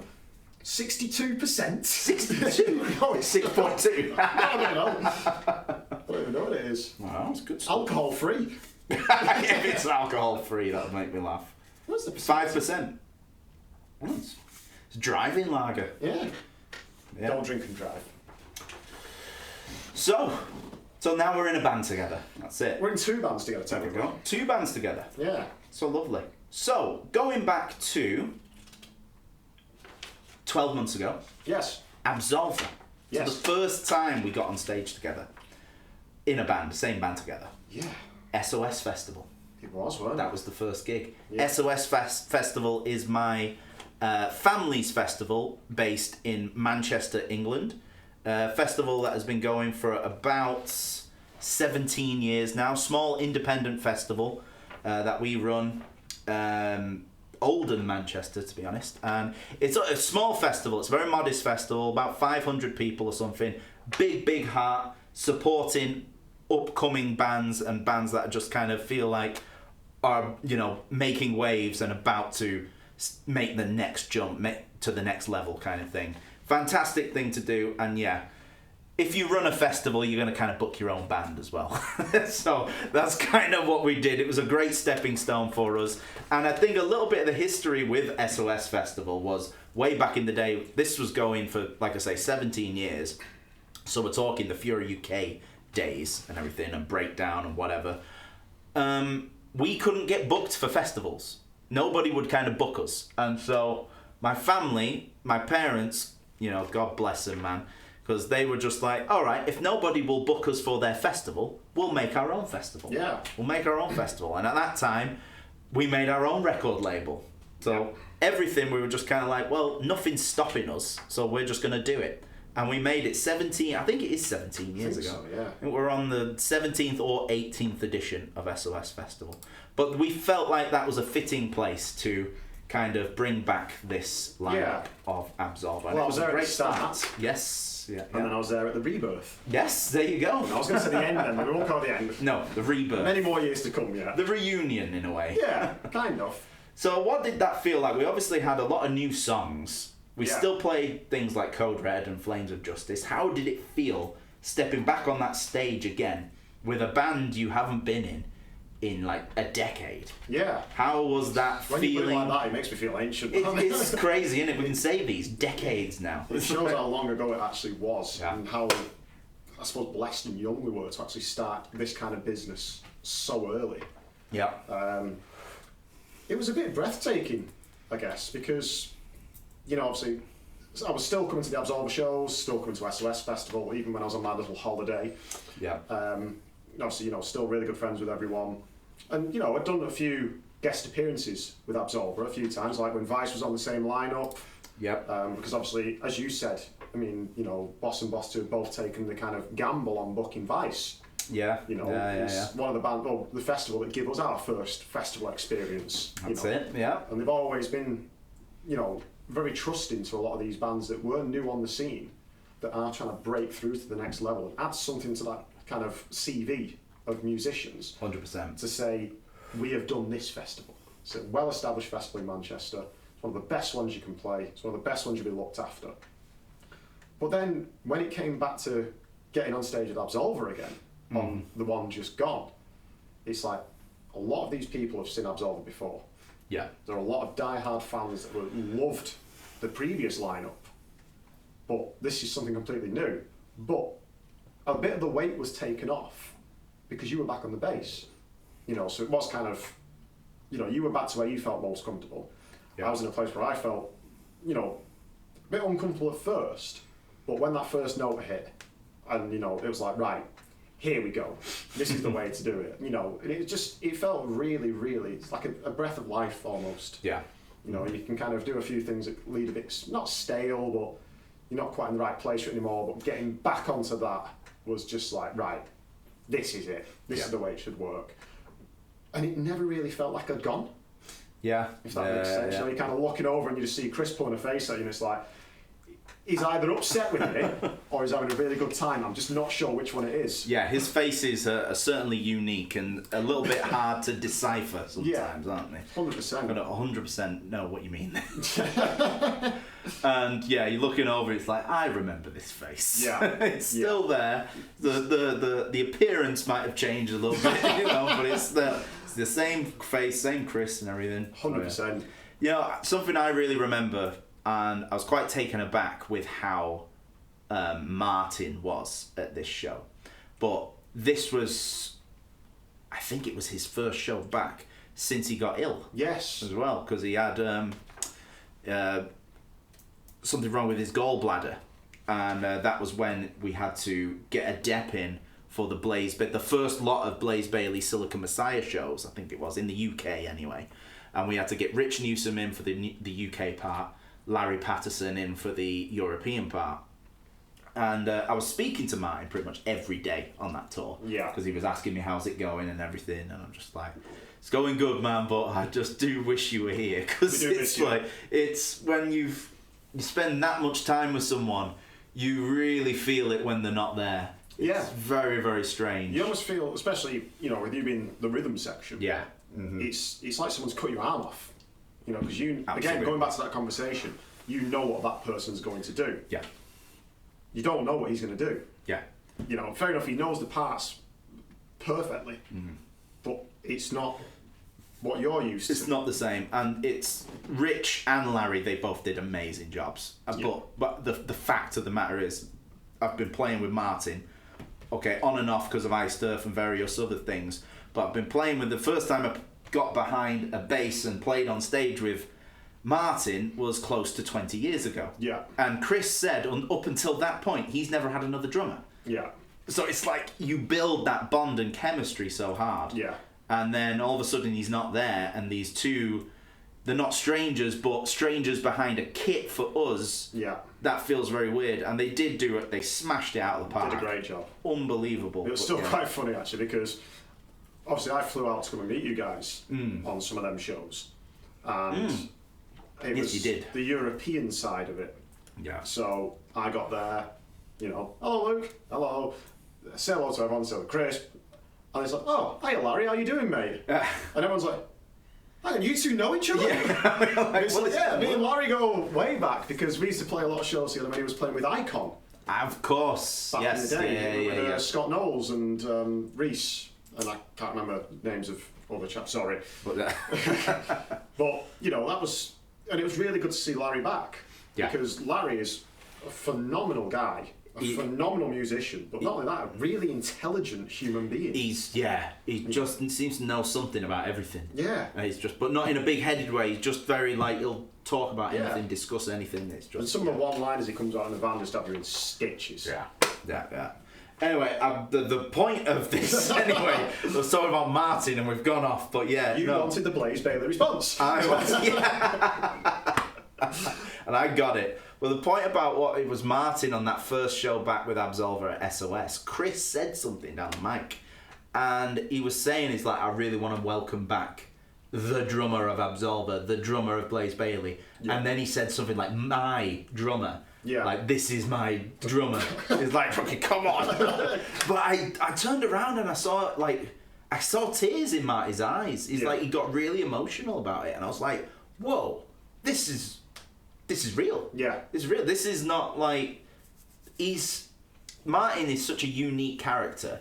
but you know, he's very, very intelligent. He's very empathetic towards everybody's situations, but he's not really like, I've never seen him cry. I've never seen him do a thing, and he wasn't like freaking Niagara Falls back there or something. But I just saw that change in his eye when Chris was saying these nice words about him, and just it's because it doesn't happen very often. And it's God, you know, when you hear Chris say something nice, you gotta grab hold of that and savor it. Press record quick. A few times, you know, we fly out, and I've seen, you know, you guys have all been in the van with each other, and contrary to popular belief, it's not always sunshine and rainbows when you're in the van together. You spend a lot of time with each other. People do get irritated, especially with me. But when someone walks up to you, or when Chris especially walks up to you and goes, "So good to see you." Oh, God, man. It was... You don't know what to do. You panic a little bit. Panic, like, wait a minute. What is this? Someone's cloned him. But no, it was good. It felt right, and in those 12 months we've done quite a few shows together now, and it's only getting better, because that first gig was good. It just, we noticed, right, okay, that's a wonderful start. Yeah. Now let's tighten up these screws, polish things off, and it's like, it's only going to get better. Yeah. And our motto has always been, our bad shows are still good shows. Yeah. To everybody else. That's it. It's just, we're perfectionists, shall we say. We absolutely do everything we can for it, don't we? So, because that was our first set of shows with Absolva, we did a few things around Europe and the UK promoting the new album Justice. Yeah. Then, the big tour we were probably rehearsing longer. We probably rehearsed longer for the X Factor tour than we did actually touring the damn thing. We did the big X Factor tour, which, for me, I just look back on with such fond memories. It's a blur. Because it's mad, isn't it? Because we went to Norway, we went to Sweden, we went to Finland, we went to Greece, we went to Italy, Spain, Portugal, Wolverhampton. Yeah. When you say it like that, right, that's 8, I'm missing 2. France. Germany. We started in Germany. I've gone backwards. But Keep It True. Keep It True Festival. That was the first one. And technically, even though it was 10 cities, 10 countries, 11 we did shows in 10 days. 2 in Finland. Yeah. Because it sold out so quick. It's a very wonderful venue. Oh. In a very wonderful city. Very wonderful city. We spent a lot of money that weekend. Yes, we did. Very good fun, though. Very good fun. I think every single one of them, we spent a lot of money. Yeah. It was great. Probably spent all the wages, but it was worth it. It was really, really worth it. It was great fun. Yeah. Just visiting all those things, all those places. Doing those songs, I felt, were quite a challenge in a lot of ways, but for me, it was a positive challenge because I saw the ticket sales in advance. I saw the hype on social media. I knew people were excited for this. That made me excited, even more excited. And playing a lot of those songs. And I love concept albums. I love when a touring band does an album from start to finish as well. Yeah. I think it's a good niche. Yeah. It's a good theme and everything. Now... Well, that's gone well, hasn't it? That's gone well. Good job it was on 62%. Well, it's still working it, we're fine. Yeah. Are we in darkness now? It's not made a blind bit of difference, has it? It's absolutely fine. Ghost, it's a ghost. This is a church. Ghost in the machine. Ghost in the machine. Ah. And there we go, it's in. But how did you find it, Aki? This is all like very fresh for you, because I knew half the album already to play. I mean, considering... You know, we've done the rehearsals with yourself and the rest of the band. Obviously, we did quite a few without Blaze. Mm-hmm. So then actually doing the rehearsals with Blaze, and obviously he just has an ear for these things. He picks out the most important bits and just really, really gets you to work on them little sections. And it really, you know, as again you said, it brings you together even more. Yeah. And obviously having the vocalist always helps, you know, there to rehearse it. So it's a bit, you know, almost a bit haunting at first. You know, it's like the first show's coming up. It's like, all right, we've not done this live yet. This is going to be our first time playing these songs before we go out to, you know, all these other countries. Yeah. How is it going to go? And it went really bloody well. It's the $1 million question, isn't it? How is it going to go? I mean, I got it quite wrong because that first show at Keep It True, I thought it was only a small venue. I think I'd misheard someone thinking it's like, oh, it's only 300-400 people. Add another zero to it. Yeah. It was quite a few thousand. There was quite a few thousands at that show. That was a big. I'd heard Keep It True. I know they have a couple of them. Yeah. I didn't know the size of it at all. Yeah, it was a monster word. It was. Was that the biggest one of the tour? Possibly. Possibly. So either that or Athens. No, it would be. Well, yeah, because it's a festival technically. Yeah. So yeah, that was the biggest gig of the tour right at the beginning. Right at the beginning, the start of it. It was kind of like throw you in at the deep end kind of thing, isn't it? That was it. And I mean, I've played with Blaze before. There was one show that we did many years ago at Rock Imperium in Spain. Yeah. And I mean, that was even more short notice because that was like, you've got one rehearsal, which is the afternoon of the day you fly out to Spain. And you had a horrible time that weekend. And I had a horrible with your time that weekend. Instrument. Oh, go on, Aki, you got to tell. I'm not going to name... Hang on a minute. You've got to tell them this, but another reason, I'm completely empty of juice. Okay, So you're going to have to... I'm going to put the camera here. You're going to tell them this horrible story. Yeah. That is also become a really good story. And I'm going to get a drink, everybody. Enjoy. Watch the cable. This one. Yeah, so you don't knock it over. So basically, get a phone call that you're going to do Rock Imperium in Spain with, with Blaze. We're doing a lot of the Iron Maiden stuff. And we get, obviously we do the rehearsal, it goes very well. We fly out to the hotel. It's all going very well at this point. We didn't even have a couple of beers that night because we'd got in so late. And we decided that we'd have an early start the next morning, get some breakfast, get ready. So we go downstairs for breakfast, and it's alright. Finished off, we're going to head upstairs and restring and get a shower. So I pull my guitar out of its case, and I'm sat there, basically trying to tune it up to see how it feels. It's like, this guitar just isn't staying in tune. What on earth is going on? It was only when I looked up and I could see the headstock had done this and snapped. So this is probably about 4 hours before stage time, and a lot of panic had set in by that point. Fortunately, Chris managed to get in touch with the stage manager. That was it, yeah. And what we actually found out was that they had flown in a lot of equipment for certain other bands to use. So at this point, we were very happy because it's like, right, there's a choice of 2 or 3 guitars here, which is going to be phenomenal.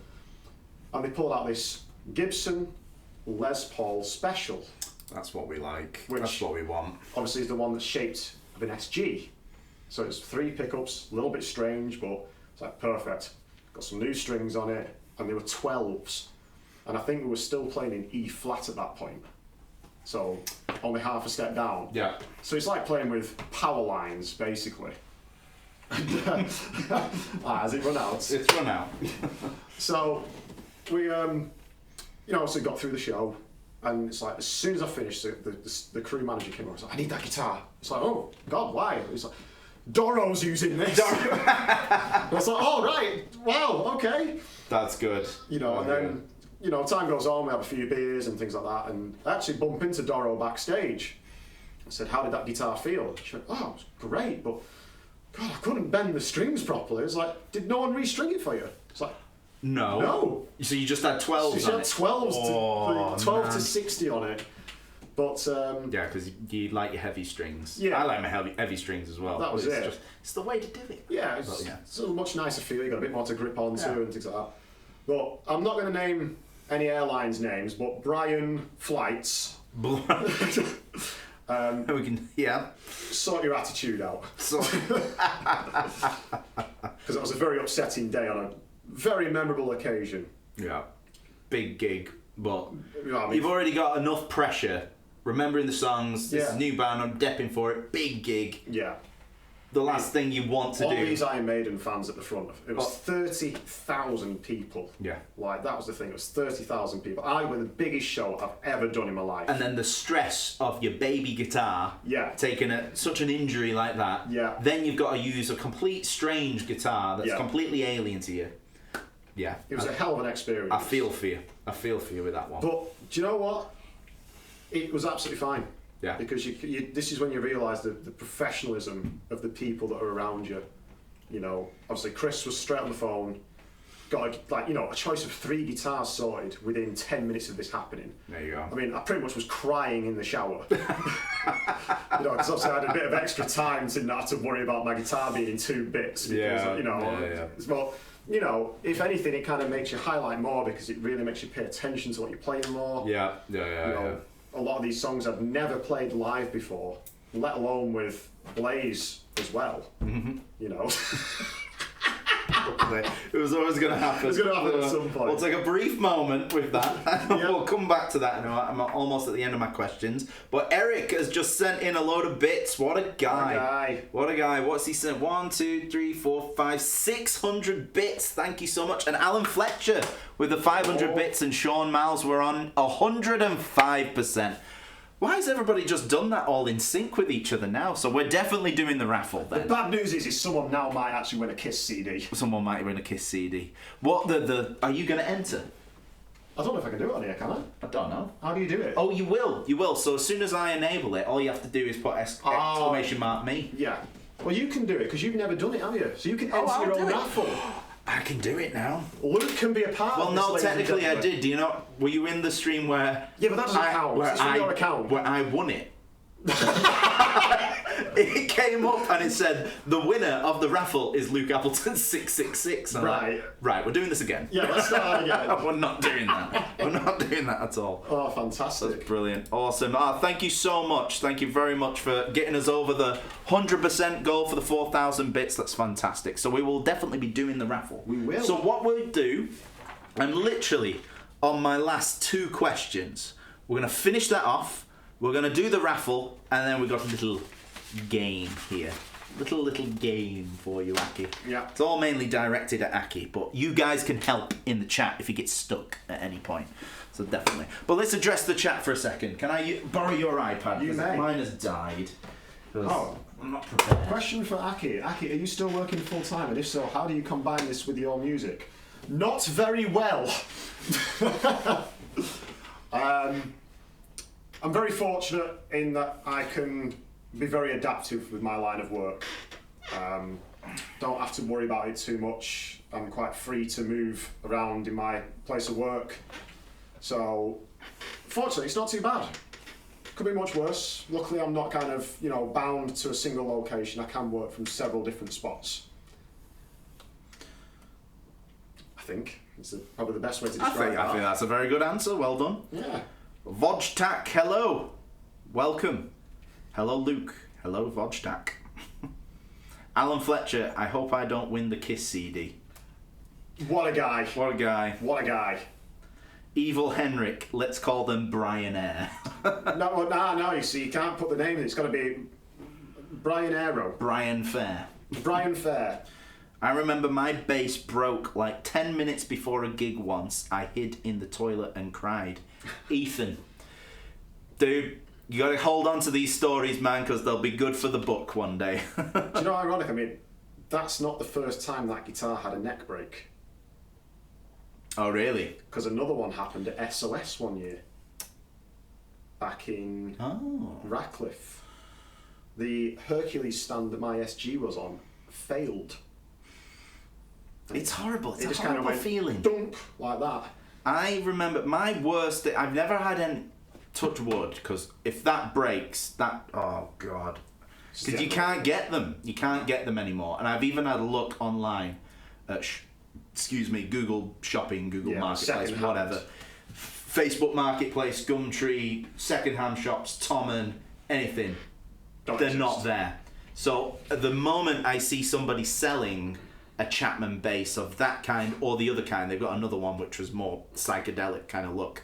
I'm getting it. Yeah. Because that is the best sounding bass I've ever had. It's a monstrous sound. And I've messaged them, I've got a deal with them, and they're like, we're not manufacturing these anymore. Yeah. We might bring them back. The person I'm talking to is making a strong case for it, because I'm not talking to Chapman, the man himself. Yeah. I'm talking to his rep.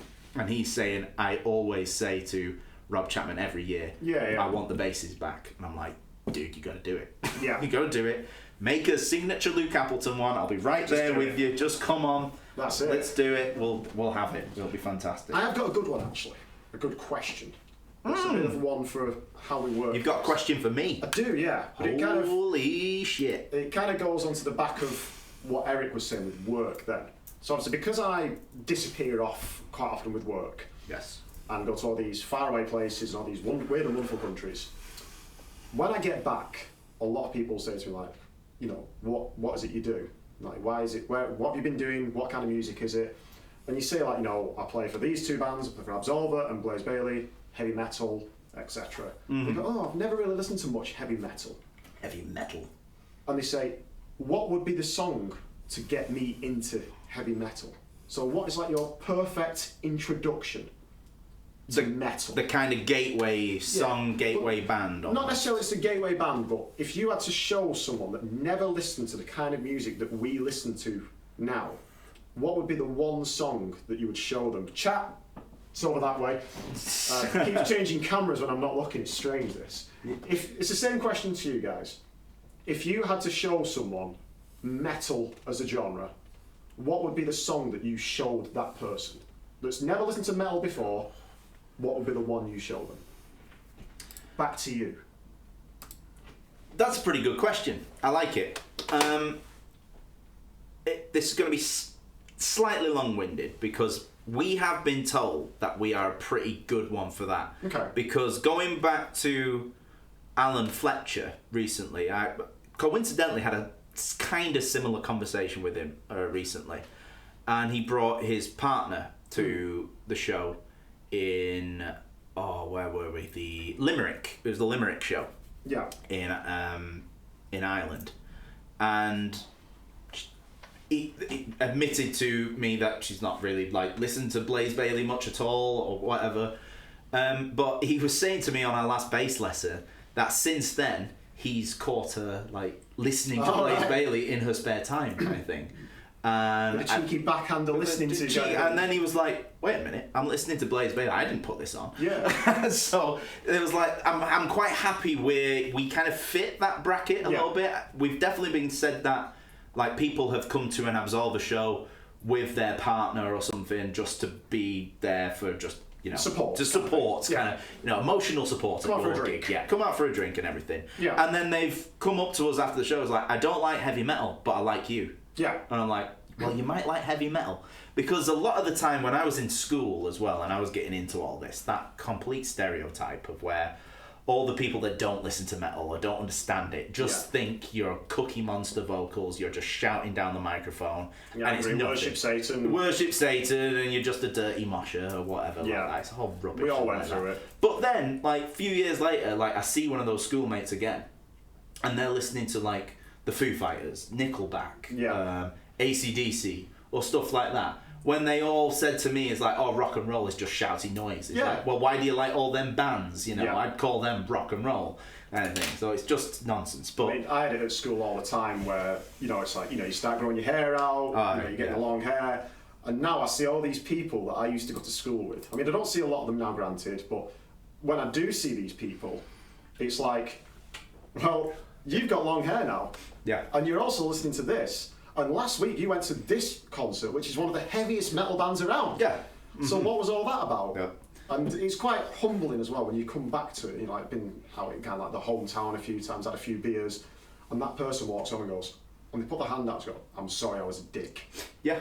And I tell you what, I'm back in touch with some of the guys that were like that back in the day, and it's a nice thing to kind of, you know, everyone goes through it. Yeah. Everyone gets judged for their appearance. But they just realise it's just like, oh, actually, this is all right. Yeah. But going back to your question, I'll give you a more straight question rather than just doing all this politician answers. Yeah.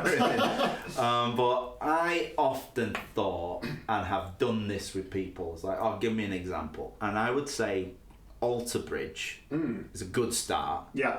But a particular song is it Open Your Eyes? Oh, yeah. I thought that because it's got a lot of melody, tones down a lot, Miles' beautiful voice, no Cookie Monster going on in sight.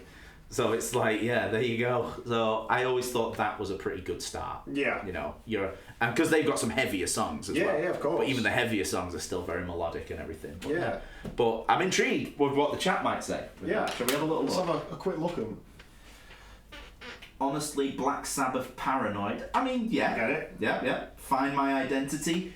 You see, that's another... You're onto something. It's another good example. Because, yeah, it's melodic. It's got its heavy moments, but that is a good little gateway, I think. 50 Cent minus 49 equals Nickelback.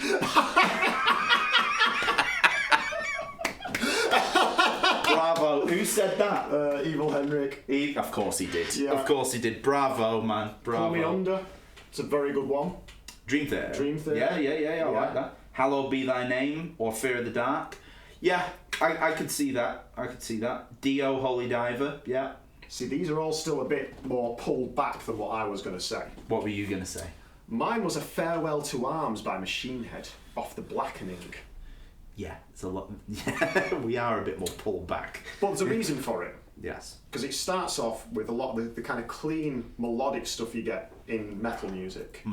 But then it does kind of go to a bit more of the kind of headbangy riff when you've got just the kind of build-up coming in, you know, the distorted guitars start. Okay. His voice is just starting to break from the clean to the actual one. Do you know, when you suggested that Machine Head song the other day, I'd never heard it. Yeah.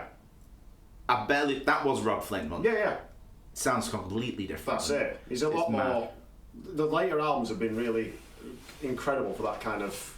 the clean melodic stuff they're doing. So is that a later song? No. Well, Unhallowed is, yeah. Unhallowed. That's off the last album before the one they've got now. Okay. After Locust and all. Well after it, yeah. But, you know, again, then Farewell to Arms then disappears into this heavy metal masterpiece of all these different kind of riffs going on. The thrash bit starts, then you get the huge guitar solos, and then it all fades back down at the end. Yeah. And I actually know people that said, I don't like the screaming or I don't like the shouting stuff, it's not for me. They've listened to that song and gone, wow. Yeah. I get it. That's a good thing with someone like Devin Townsend as well. Yeah. It kind of goes into that. That's what that song Unhallowed, in bits of it, kind of remind me of. Yeah, of course. The vocal style as well. Yeah. Good question, man. I like it. Yeah. Gateway bands, almost, or gateway songs, should you say. Getting you into that kind of heavier music. I've got a couple of questions left for you. Go on. So, did I write this? Okay. What excites you the most about moving forward in music now? What are your personal goals? And what do you think the next couple of steps are with what we do? I guess it's tour more, isn't it? Tour more? Yeah. You know, we're always striving to kind of get to the next phase.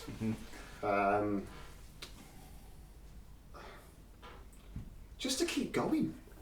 You know, you do see a lot of people that really put the effort into all this kind of music and all this kind of lifestyle. And when they realise that it isn't, you know, you start on this time, you finish on that time, there's a lot of things that can go wrong very quickly, and you've got to really think on your head as quick as you can. Yeah. So I guess that's like another thrill of it, you know, because we never know what's truly going to happen. You know, you look at was it Marseille? When the flight was cancelled. Yeah. That's like, right, okay. Fair enough, that wasn't too bad because we still had a day to go.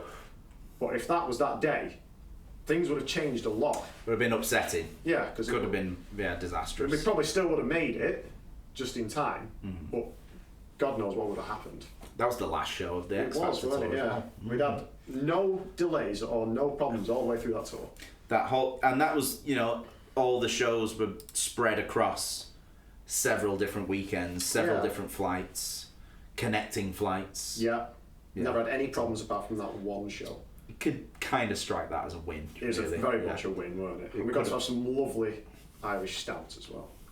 Murphy's. Yeah, sorry. Nice. As soon as you say Irish now, I'm just going back a few weeks. Yeah. I was over there. But no, I guess I'm most excited for seeing what's next. You know, we've just done the X Factor tour. Yeah. And we saw how great that was, how much it was going. And again, with Absolva, the shows that we've been doing already, that it's been getting better and better each time. The music that we're writing together is getting exciting. But it's not that it's not exciting, you know, so it's intriguing to see what each of us comes up with next. Yeah, I think that's going to be a very interesting songwriting collaboration now. Yeah. I'm very intrigued of the direction it's gone. You've obviously heard what I've been pouring out today. Yeah. And, you know, that's just my little third of it, kind of thing. So when the other two get a grip of this and go, well, hang on, what about if we do this here and do that there? It's got its heavy moments, it's got its melodic moments, Yeah. and there's no vocals on it or anything, so it's like... But even listening to it, I'm already humming something in my head. Yeah, so just hearing what then you do on it, it's like, do we both go, yeah, this is where we go next, or is that what we do next? This is what's exciting about it. Yeah, and there's that riff that you've played me a couple of times now. Well, the first time, I mean, we played that riff when we were first learning the X Factor stuff. Yeah, so we've had that's this right. for quite a while. That's how busy we've been with everything else. So when we actually get the time to sit down, and I mean, you already disappeared off on these tangents with that riff. Yeah. You know, so we've already got the verse and chorus sorted straight away. So what we can do next, it's that kind of stuff that's exciting. Yeah, I agree. So it's like just a fresh lease of life with what we're doing here, isn't it? So when we can, you know, peel you and I away from our computers to stop playing video games together, we need a little songwriting session. Yeah. A little songwriting session together. God knows how that's going to work. To just be like, have a drink, write a couple of riffs, and it's like, should we just go back to our computer? Let's do it. Right, final question, bit more of a fun question now, and then we're going to get to the raffle, everybody. This is something that Blaze actually gave me the idea of, but we never, because we talked about so much, Blaze and I, on last month on the first Muso to Muso, that we actually completely skipped the question that you thought of. So that's how it happened. But I thought I'd use it on you instead, and we can use it on each other, because it'll probably be quite similar. But when we go on tour, he was saying, what are the things that you just simply cannot do without? You completely need. There's obviously necessities, like... Guitars. The guitars need to be there to go on tour. You need a phone charger, things like that. But what are things that might just be a slightly more unique, or things that you think of? Maybe you have a checklist or something that you go off. So maybe just up there in the realm of a top 10 kind of things that you just simply really want to take on tour with you. So if we are on like a heavy tour, let's say, you know, we are going out properly. Some form of medication, as in like something to cure hangovers. Hangover medication. Because chat, I don't know if you've ever had the pleasure of going out for a drink with Chris and Luke.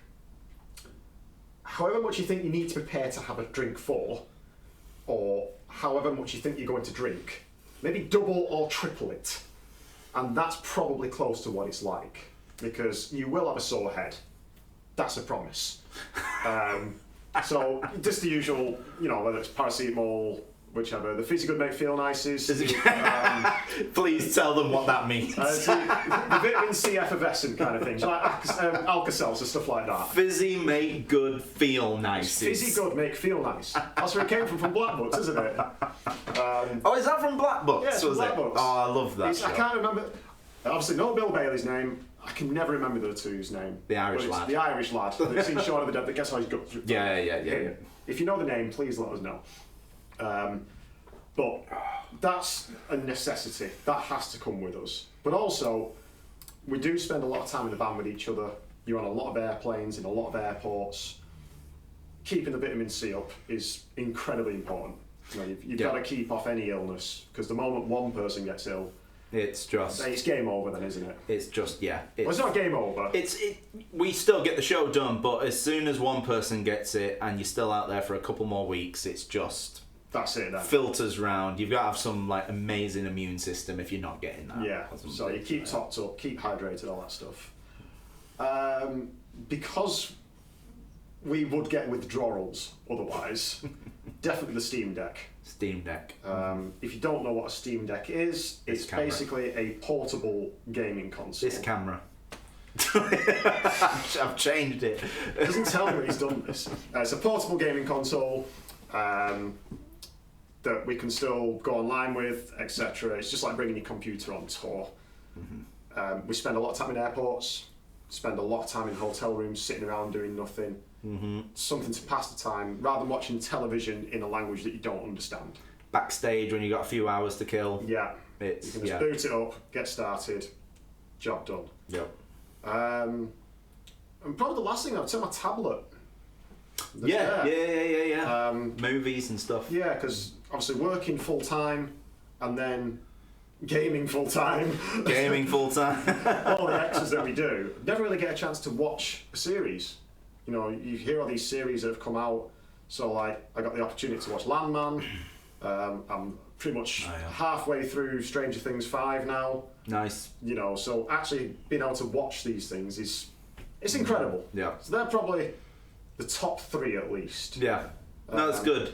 Because then there's everything else. There's clothes, necessities. Yeah. Maybe, Like toothbrush. Toothbrush. You know, but they're all the boring answers that you're going to take anyway. They're all the boring things. There's like the unique ones. Fizzy make good feel nice. Fizzy good make feel nice. Fizzy make good feel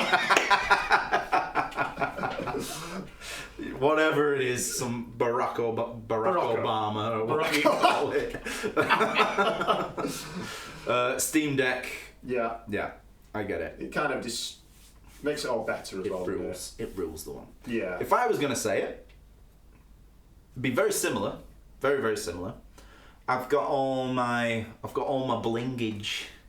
Oh, I've got all my chains now. Yeah, like stage jewellery. Yeah. It goes with, it kind of goes into the bracket of stage clothes. Yeah. But I just like it. I like stuff do get like that because obviously I've got the necklace that I always wear when I'm on stage. Mm-hmm. It's it has to be on there. It feels a bit naked without it. Yeah, of course. You know, you've got like your stage jacket on or your stage clothes or whatever you choose. Yeah. But when it's not there, you just feel a bit naked. Yeah. Don't know what it is. Wristbands as well. Yes. Wristbands are an absolute must to sweat because I'm a sweater as well. Yes, you I are. sweat on stage. I sweat in the gym. It just, no matter how overweight or underweight I am, it doesn't make a difference as well. Before anybody says that, rude. Right? It's non-stop. If I go down the stairs, there's a drop. It'll just. This is just what happens. I've accepted my fate. See, my fine but petite manly frame. I'm not as bad with that. No, you're fine. I look over at you and you're fine. I'm just drenched. Honestly, I just took a shortcut. A few times we've had a bit of a moment like when the heads collide with each other, and a bit of a like, come on, I love you. Yeah. And I'm like, yeah, that's someone else's. The stage towel is a must. Yes. Yeah.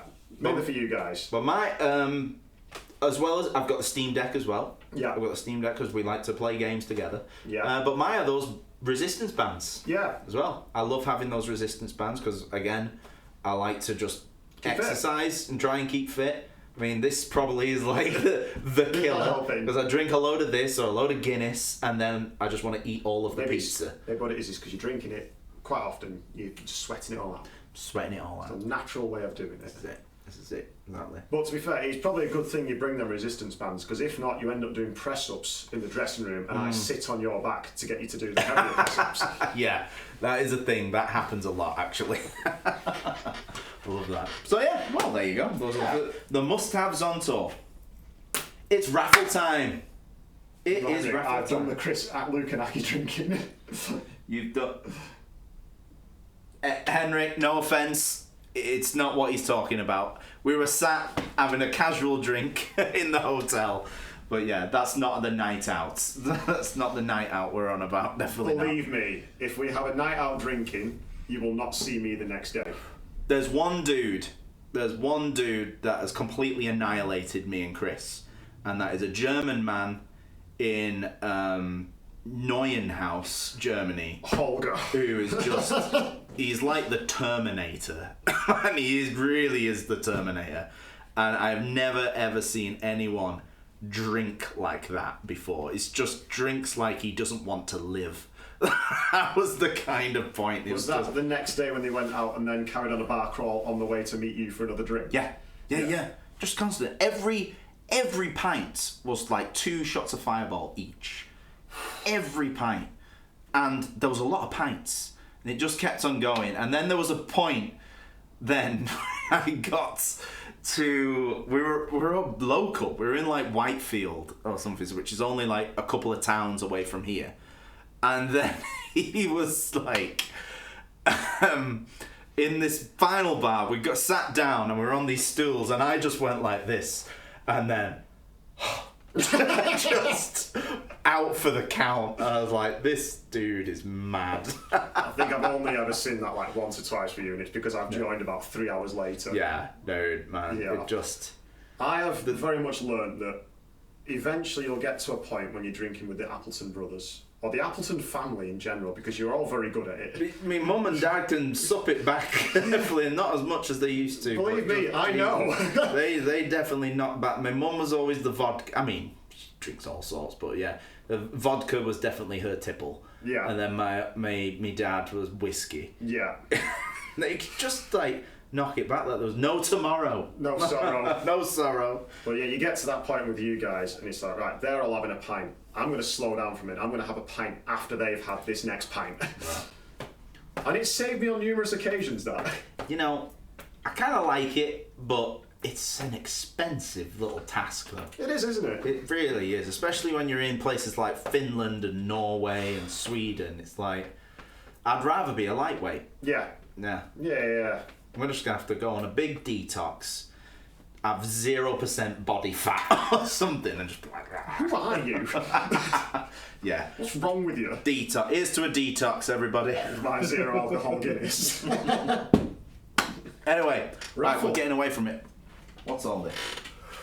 Even though I can't... Oh, we need Absolva beer, even though I can't drink it. Ethan, what a wonderful idea.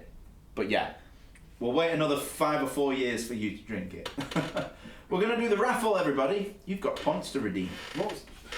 What's the thumbs down? The thumbs down. That was a thumbs down. We're going to do the raffle, everybody.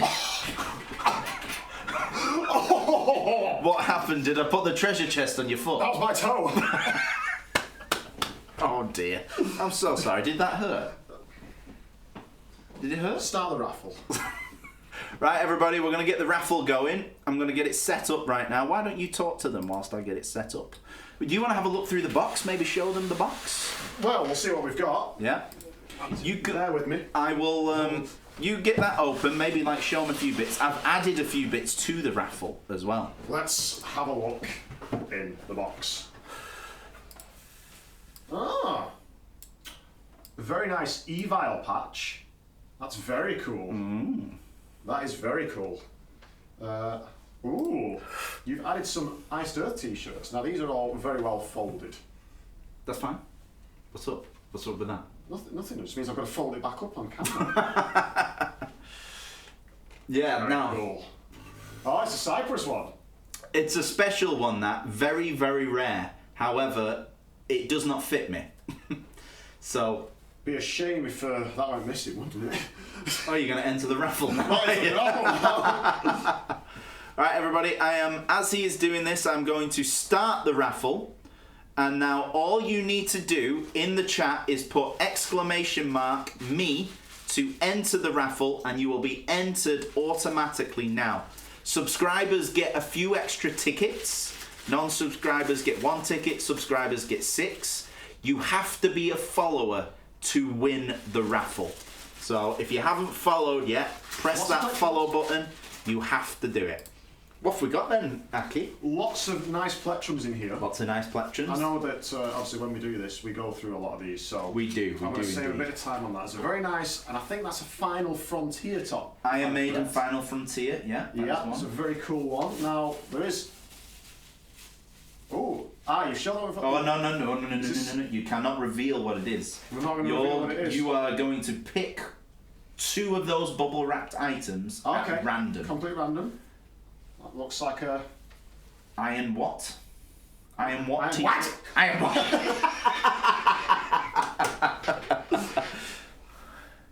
They're all very nice things in here. Now I'm going to show a couple more while everyone is all getting their stuff in the chat ready. Now this looks like it's got a story. It's what I think it is. No, it's not the one I was thinking. Oh, that. It doesn't have. It kind of has a story. That's not the one I was thinking. Oh, Eric is confused. Eric! So what you have to do, in the chat, type exclamation... Oh, you've done it. There you go. You figured it out. You've done it. You've entered the raffle. In there? No. No. Would you like to enter? Why not? A very, very cool large iced earth patch. That is very cool. And also, while we're sticking on the iced earth patches, look at those. Oh. That's it. You're showcasing the big stuff here, man. Just imagine, look at this. Hang on. You could walk around like that. That's exactly what you could do, yeah. That's what you do with back patches. That's what you could do with back patches. Now, we could be going through here for hours, but there's Do you want me to explain how this is going to work? Because you're the one who's going to be... We're not giving everything away. Well, all right. Even though you're showing them everything and getting their getting them excited. Come on, excited. You need to know what's going on. God's sake. It's like dealing with an infant. It's going to be difficult to dig through all this, isn't it? So, this is how it's going to work, everybody. We have a big bag of picks. Aki is going to choose 2 picks at random, and you have a chance to win a Darth Vader pick. I found another Darth Vader pick as well. There's 2 Darth Vader picks. There's Iced Earth picks in here. Blaze Bayley, Absolva, Luke Appleton. I think there's a Vice pick in here, you know. Is there? I think I found one, yeah. I don't think I've got any on me either, so I can't even add them. You can't even add it, no. No. That's the way. Why have you put the box away? Because I'm going to look down and go like that. Okay, I'm not allowed to look in, am I? Right, fucking hell. God, it's Very stressed tonight. much smoother when I'm here on my own. Oh, God. Right, Aki's going to pick 2 of the bubble wrapped items at random. I have no idea what's inside those wrapped items. Okay. You're going to pick 2 picks from the bag. I think there's another bag of picks. This is a different bag of picks as well. Have a look. You are also, I'm not going to influence you at all, one of those t-shirts that you grab. Has to go. One of them is up for grabs, and it's your decision. Okay. What else is there? One of those patches is up for grabs. It's your decision. I do accept PayPal transfer. Yeah. You've got choices of an Iron Watt t-shirt, an Iced Earth t-shirt, or an Iron Maiden Final Frontier. And was that it? Final Frontier one, the Iced Earth top, and the Iron Watt. Iron Watt? Oh, hang on. Oh, you got some. Oh, there's a Blaze Bayley. There's a Blaze Bayley top as well. Way up. Come on. Am I doing a little Get it on the showcase? camera. Little Silica Messiah shirt there as well. There you go. Anybody who has not put exclamation mark me, no spaces, gems. Hello, by the way. Yeah. Put exclamation mark me, no space. And you'll enter the raffle immediately. Found all the plectrums. Oh, there you go. That's the one.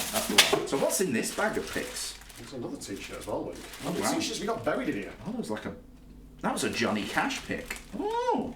What you'll do, we're going to make it extra special. 2 from this, 2 from this. Holy moly. Holy moly, because it's Christmas. Is it? No. Bit early, bit late. We're very early. Right, let me check who's entered. That's hacky van. Oh, I got 6 tickets. There you go. Hey. You're a subscriber, apparently. Well, I hope so. Gemma, you have... Because of the way you've put it, it won't enter you. Put exclamation mark me without the space, and then you'll be entered. Unless she's already entered, I'm not sure. Yeah, you've not entered at the moment, so yeah, just try that again, and then you'll be in for it. There you go. There she's in. Right, everybody, I'll give you 60 more seconds if you've not done it yet. Do it now, and then you'll be entered. And then, Aki, you can start picking those prizes out. Ooh. So, yeah, if you haven't done it yet, put exclamation mark me.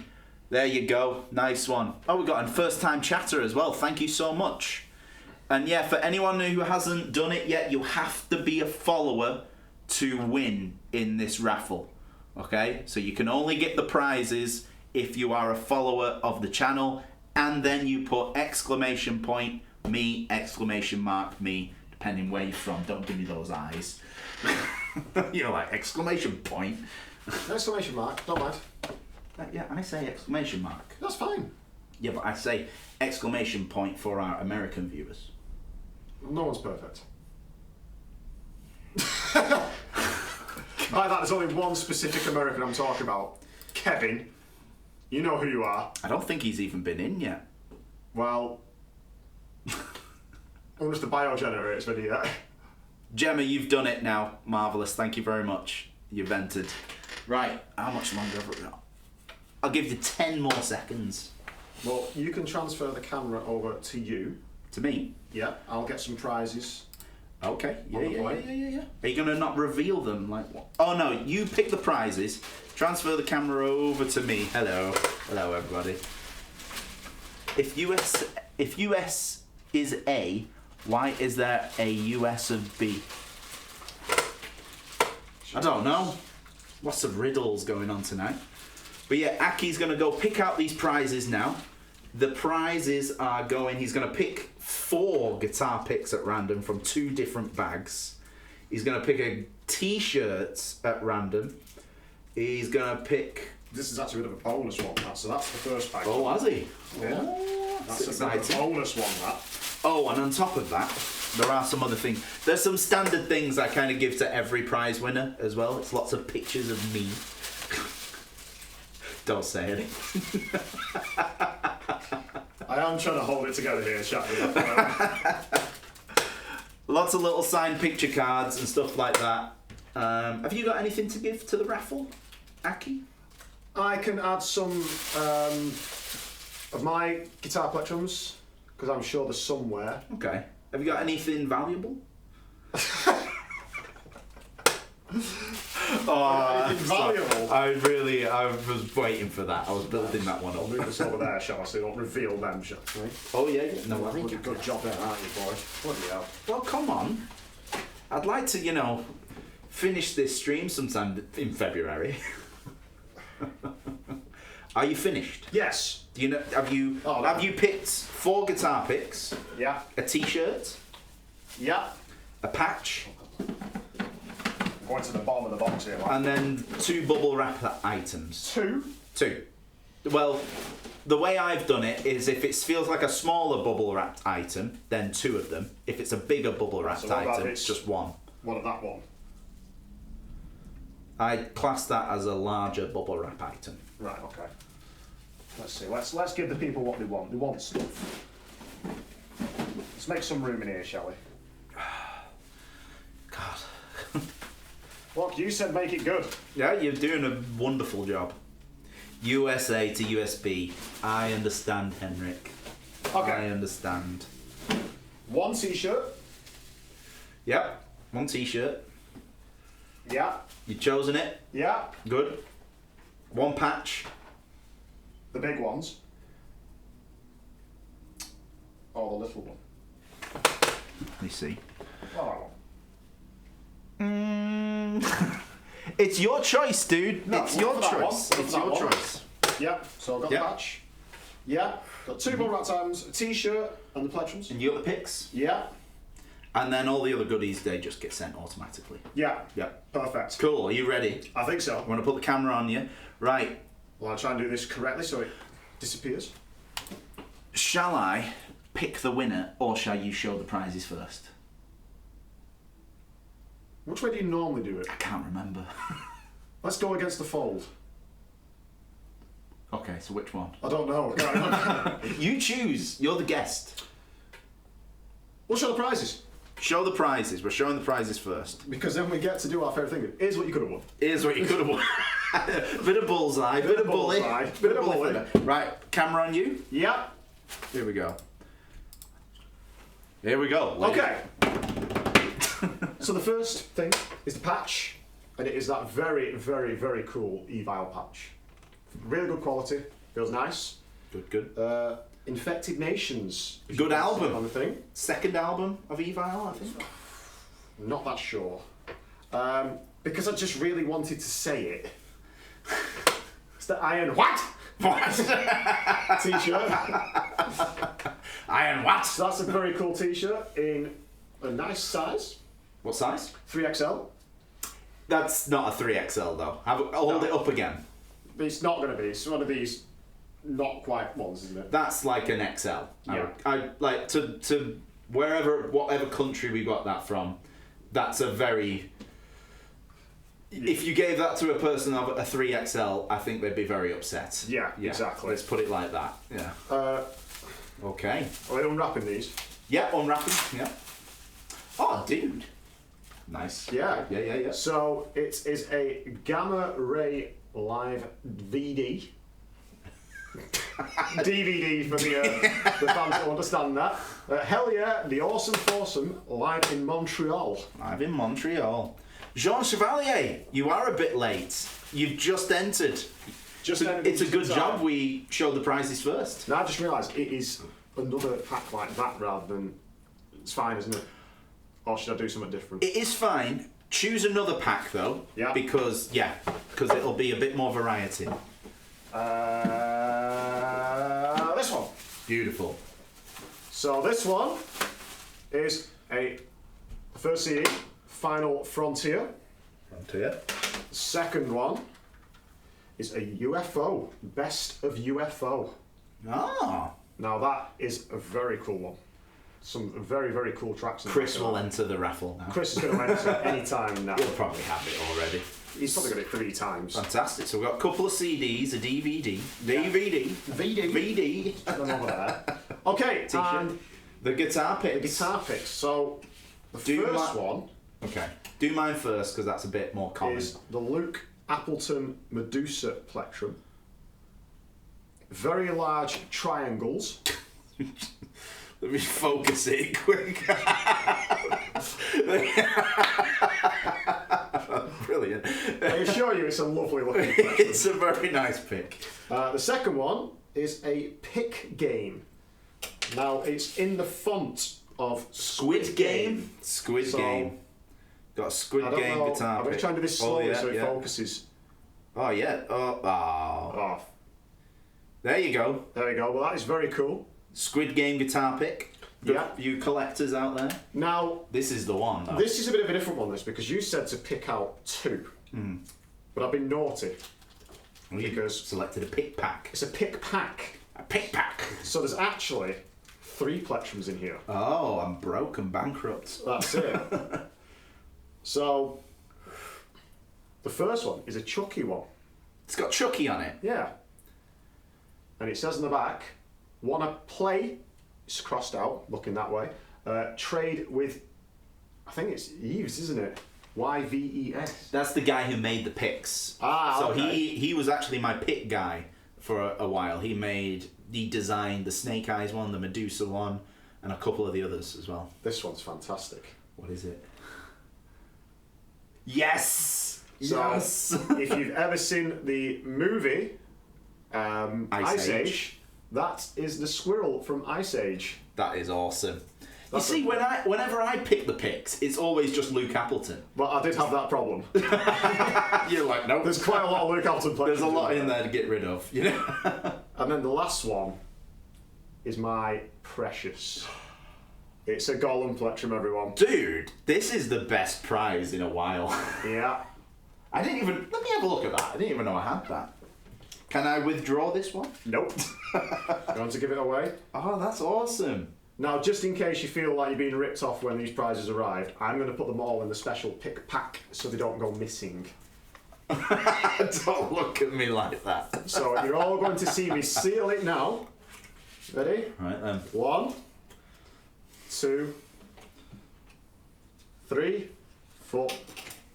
You're doing a good job. Yeah. So there's actually 4. Oh, you got them all in one. And then the Lord of the Rings one is in. That's probably that's as good as the Darth Vader one, man. And it's sealed. This is I'm impressed. I'm impressed you found this. That's it. Love these picks. I know. I love these picks. I'm a bit sad I'm giving them away. What a shame. Shit. So, right then. we need a winner. We need a winner. I've let you all vote for long enough now. If any newcomers are coming, you've got to do it by the time I put my hand on this mouse and press it. So I'm going to have a swig though. Last chance. It's over there now. The camera's over there. Here we go, everybody. We are closing the entries. We've had 72 tickets.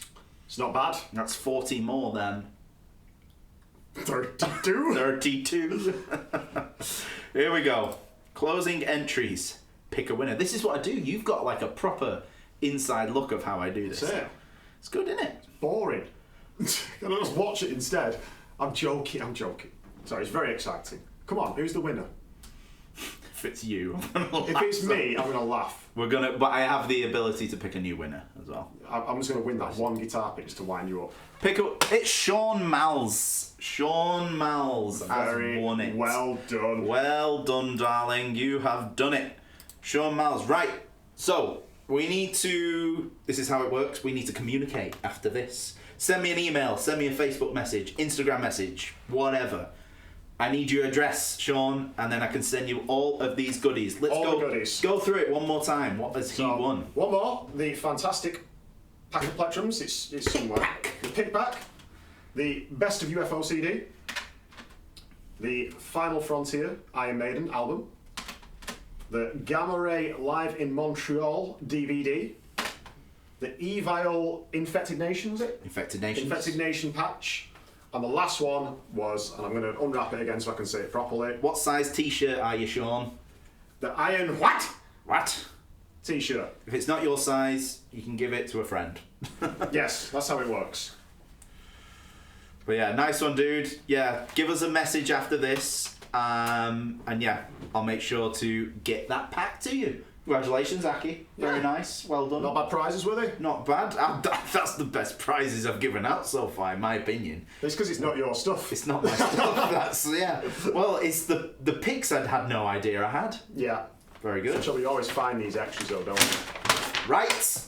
Oh yeah, we're not over, are we? We're not over yet. God, this has been 2.5 hours. Awful. It just keeps going. Just keeps going. Is there anybody still watching? That's good. Right. Here we go. Okay. Slightly different Yes. to the quickfire round Okay. that I did with Blaze. Yeah. We are doing something that I know is very close to your heart and I think is a very popular franchise worldwide. We are going to be doing a tier list. A tier list of Star Wars stuff. Okay? So if you are a Star Wars fan, this will be very, hopefully, entertaining, and also you can get involved and help Aki. I'm not going to get involved with this at all. I might just be, maybe push little decisions in the right direction. But we're going to do a tier list in this style. Okay? S being the best. What is it here? F being the worst. And I have a list of all of the Star Wars movies and TV shows that have been. Now, granted, we did go through this list earlier, and Aki has not watched some of them. But it's all of the lesser important stuff that just... Some of them are on the cards, it's just we've not had a tour yet where I can watch them. Exactly. We need more touring. Touring. We've got another 70 shows this year, so hopefully that'll be enough time. Not many. So I just want to smash my toe on that. Well, yeah. Oh. So that's what's going on. If you're interested in Star Wars stuff, I heavily recommend that you stick around. But if you're not, still stick around, because I really like you. But this is what we're doing right now. Okay, so... Just a fair warning. If you disagree with me, it's fine. I won't judge you. A lot. You've watched a lot more of this than I have. Maybe, yeah. This is why I thought this would be a good one for you. Okay. And I love this tier list system as well. But we've got to make sure, as soon as we lock our answers in, maybe I should use a pencil actually. Because when we lock our answers in, they're in. Well, let's do this properly then. Yep. First answer is the final answer. First answer is the final answer. Yeah. So you've got a choice of 1, 2, 3, 4, 5, 6, 7 tiers. Okay. S being like the god tier. Best. F being the absolute dog shite. Yeah. Okay? Yeah, yeah. You understand the rules? I do. Right. I do indeed. Let's play. Okay, first one on our list is The Acolyte. So this is a series, isn't it? It's a series. Series. Disney. So we're It's going... a Disney Plus one. In the story, they say that this should be the number one. What? This is an order of how you should watch Star Wars, apparently. Is it? And Acolyte is apparently number one. That's I where suppose, yeah, because it's based in Old Republic, I think. This is what... Yeah. I've not watched it, so I can't really help you in this. Yeah, Is anybody I'm else going in to the put chat? that as like... Luke Apple Walker. Aki won at Kenobi. Sean, that's an interesting one. Congrats, yeah. May the force be with you. Yeah, well, we're trying. Yeah. So, I'm going to put that as C. C? Yeah, it was... Any reason? It was good, but it wasn't great. Yeah. It had some great kind of lightsaber battles in it, but they've decided not to renew it for season 2, and that's kind of what I'm basing my answer on, because it was getting better towards the end. So we're putting the Acolyte in the C tier. Yeah, so it's not kind of awful, middle of the road, isn't it? Not amazing, but not awful. Yeah. Right, good. I won't be on my way to watch it again, but it was enjoyable. Right, now this is going to get heated. Okay. The Phantom Menace. Chat, come on, we've all watched The Phantom Menace. Tell me your thoughts on The Phantom Menace. I enjoyed it. Okay? I did enjoy it. I know a lot of people have issues with the pod racing, but I very much enjoy racing of all manners. You could have fooled me. So I'm going to put that at a B. A B A tier. B. Because... Do you know what? No, I'm going to break the thing. Oh. Because you've not put it on the paper yet. I'm going to put it in A. A? Yeah. Oh. Because Darth Maul. Now, they did do Darth Maul a dirty, because he should have been so much more. So much more. More. But no, A, final answer. Final answer. I'm just going to refer to the chat because we have got some commotion going on. Alan Fletcher says simply God tier. Really? For Phantom Menace. Okay. Jean Chevalier, love this movie. Ethan, A tier. Yeah. Ethan, I don't like that Qui-Gon dies. Yeah, no, but spoiler. It's about 30 years old It's though. very Watch the old damn now. thing. Do you know what? I love the Phantom Menace. Yeah. I think it gets far too much hate than it's deserved. Still to this day, best lightsaber fight With Obi-Wan and Darth Maul. that I've watched. Obi-Wan, Qui-Gon, Darth Maul, the Duel of the Fates. Yeah. And that score, that music is brilliant. Yeah. So I am no problem putting it in A tier. So if that is your That's final answer, A. A tier. Yeah. This is going very well. So, if it's going in chronological order then, that must mean that Attack of the Clones is next. Attack of the Clones is next. Again, something I've not watched, but you recently watched, right? Wait. Attack of the Clones is episode 2. Oh, sorry. I'm thinking of Clone Wars. Yeah. Sorry. Yeah. Attack of the Clones. Yeah. Attack of the Clones, the second movie from the first prequel Sure, trilogy. we've had a conversation about this one. Oh, yes. Yes, we have. I know Now, very well where I'd put this. yeah. Now, it's dancing between C and D, Okay. but I think it's going to go to D. D. Yeah, I just don't think it was as good as it could have been. Attack of the Clones. Yeah. When... Ooh.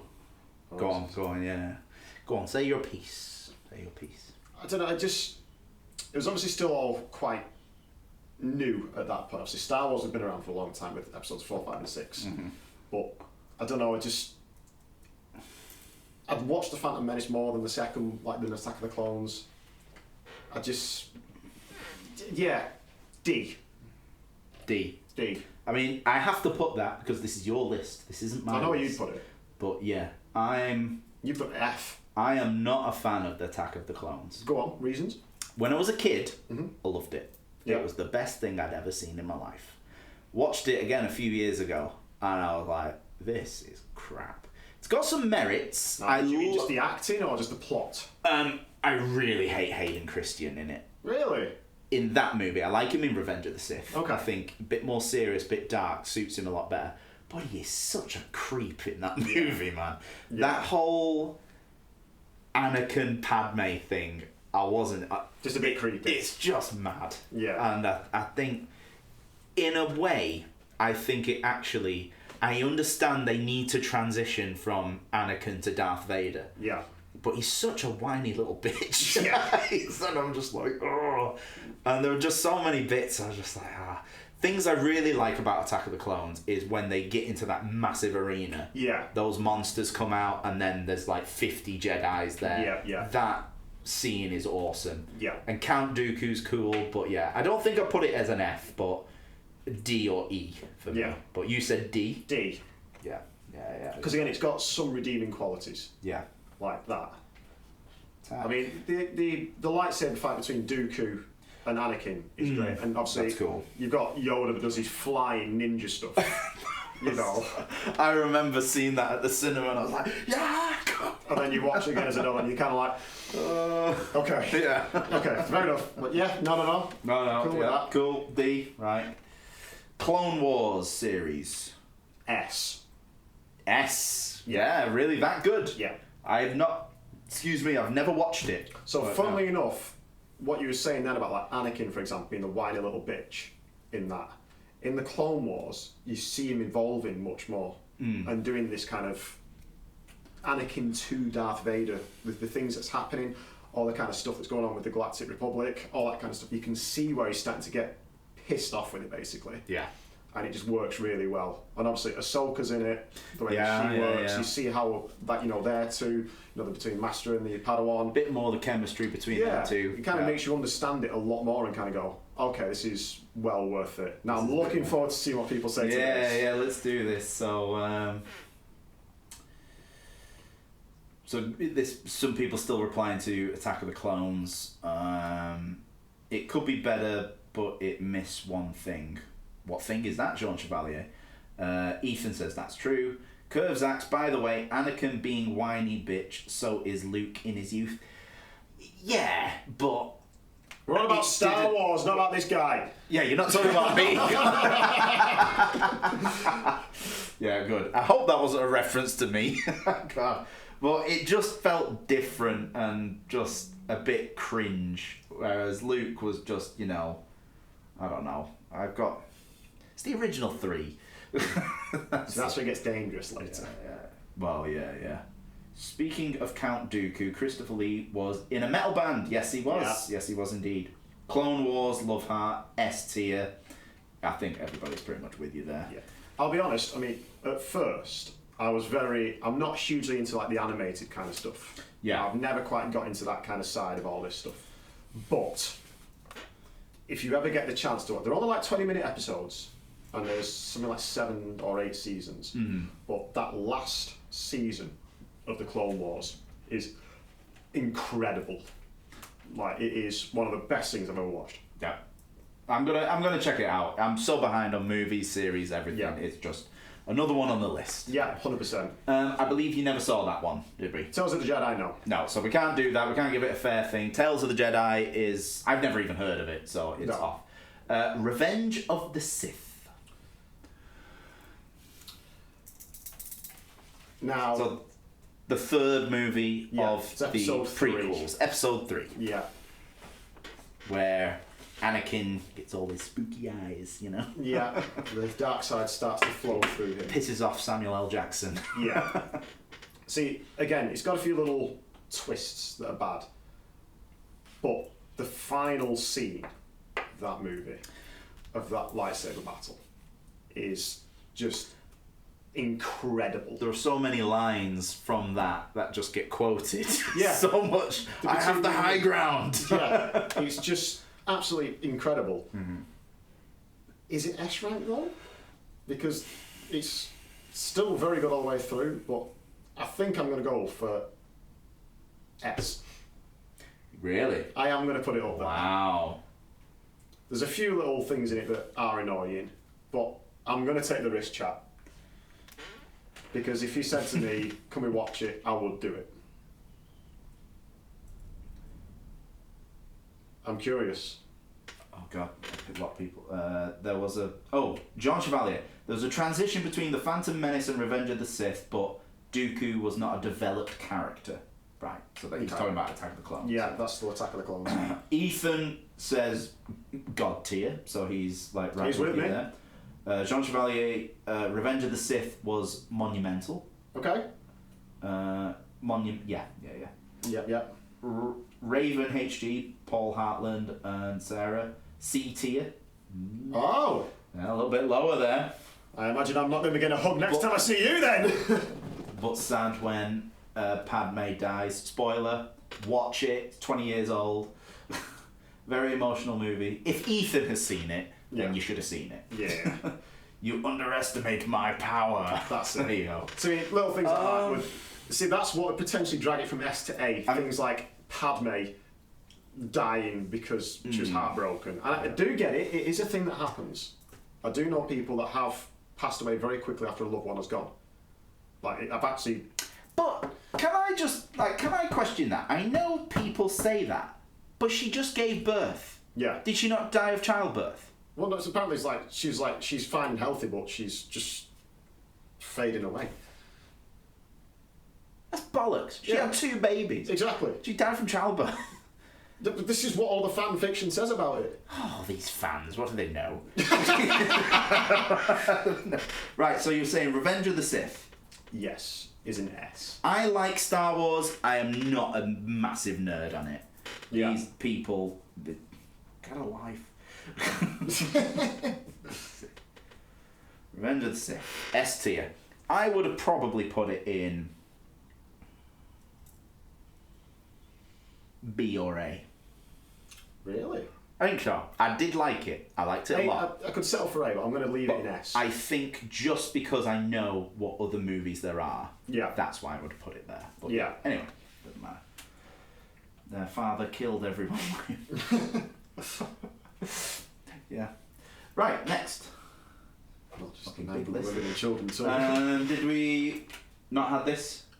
Tales of Tales of the Empire and Tales of the Underworld, no. No. Right, we've got to skip that because we can't give it a fair one. Bad Batch. I know of the Bad Batch, but I've not watched it yet. Right, we can't give it a fair thing then because I've not watched it. Solo, the Han Solo movie. I was really, really unsure about this when it was first announced. I didn't know what to think of it at first. It's not Harrison Ford. Harrison Ford is Han Solo, but I don't know the guy's name that did it. No. But I'm going to go for B. It was good, wasn't it? Because I enjoyed it. I really enjoyed it. Yeah. Well. It was quite fortunate that it hadn't gone into this theme of nostalgia by this point. This was literally just a story about Solo being Solo. Yeah. So, B, final answer. There you go. I'm happy with that. Anybody? B. Alan Fletcher, A. Ethan, B. I like it, but I found it a tiny bit odd. I never saw a Solo movie because I love to see Harrison Ford playing a role. Now, fair enough. Give it a whirl. Give it. It's give it a whirl. It's well worth it. It is worth it. It's fun. It's a fun watch. The Obi-Wan Kenobi series.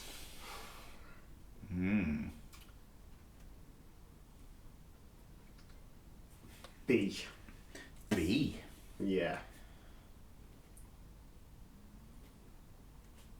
Obi-Wan. I get the feeling I'm going to get some stick for this one. Off who? Well, everyone here. It was good. I enjoyed it. But it only really got great at the very end with the fight. Okay. That was the only bit that really, really jumped out to me a lot more. Yeah, you're getting some stick. Yeah. Ethan said God tier. Jean Chevalier loved it. Ethan, it's like the same energy from Revenge of the Sith, like nostalgia. Alan Fletcher, S tier. Aki, you're killing me here. I'm sorry. Jean Chevalier, it's not like the book, but it was a good series for Obi-Wan. Disney actually put in the effort. They did, compared to some of the later stuff. But again, Don't believe. I just feel like it could have been a lot more. I'm a bit more with you on this. I liked it. A lot of it just, for me, felt unnecessary. Yeah. I guess the whole thing, really, all those in-betweeners are a bit unnecessary. Yeah. But something I loved about it was having the Inquisitors. Yeah. That was like my first. Maybe if I watched all the other animes, I would have had a bit more of a feel of them. But that, in a live action scenario, that felt great. That's it, isn't it? Because what I want to watch when I go see a Star Wars thing, I want to watch freaking lightsabers, man. Yeah. I want to watch this freaking cool stuff and 100%. people fighting with these laser swords. I'm well with you. Andor. I only watched like 2 episodes of the first series. Well, that's not a good start, is and it? it didn't hook me. But Right. people have said to really get into it because it gets phenomenal towards the end. So I can't give a fair answer on that. It's not a fair answer, but you've stopped watching it. So what do you want me to do with it? Leave it because it's not Leave fair. it off. And I don't want these savages to absolutely rinse me. So be nice, okay? Star Wars Rebels, did we say? I've not got through to that one yet. Not watched it. Because I think that is after or during. I never realised there were so many. I was thinking, Loads. oh yeah, we'll have the 9 movies. We've got the Clone Wars. That might be the safer all option. the yeah. Disney ones. It's like, yeah, it's pretty much what we're going for. Aha, I'm very intrigued. I know where I'd put this one, but yeah, Rogue One.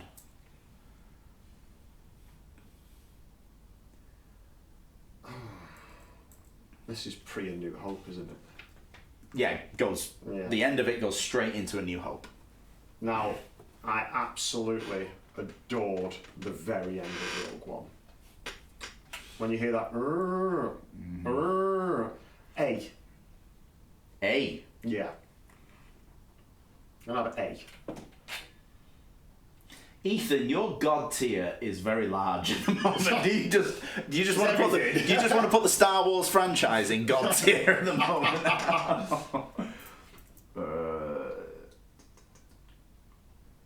Alan Fletcher saying Andor was B tier, possibly A tier.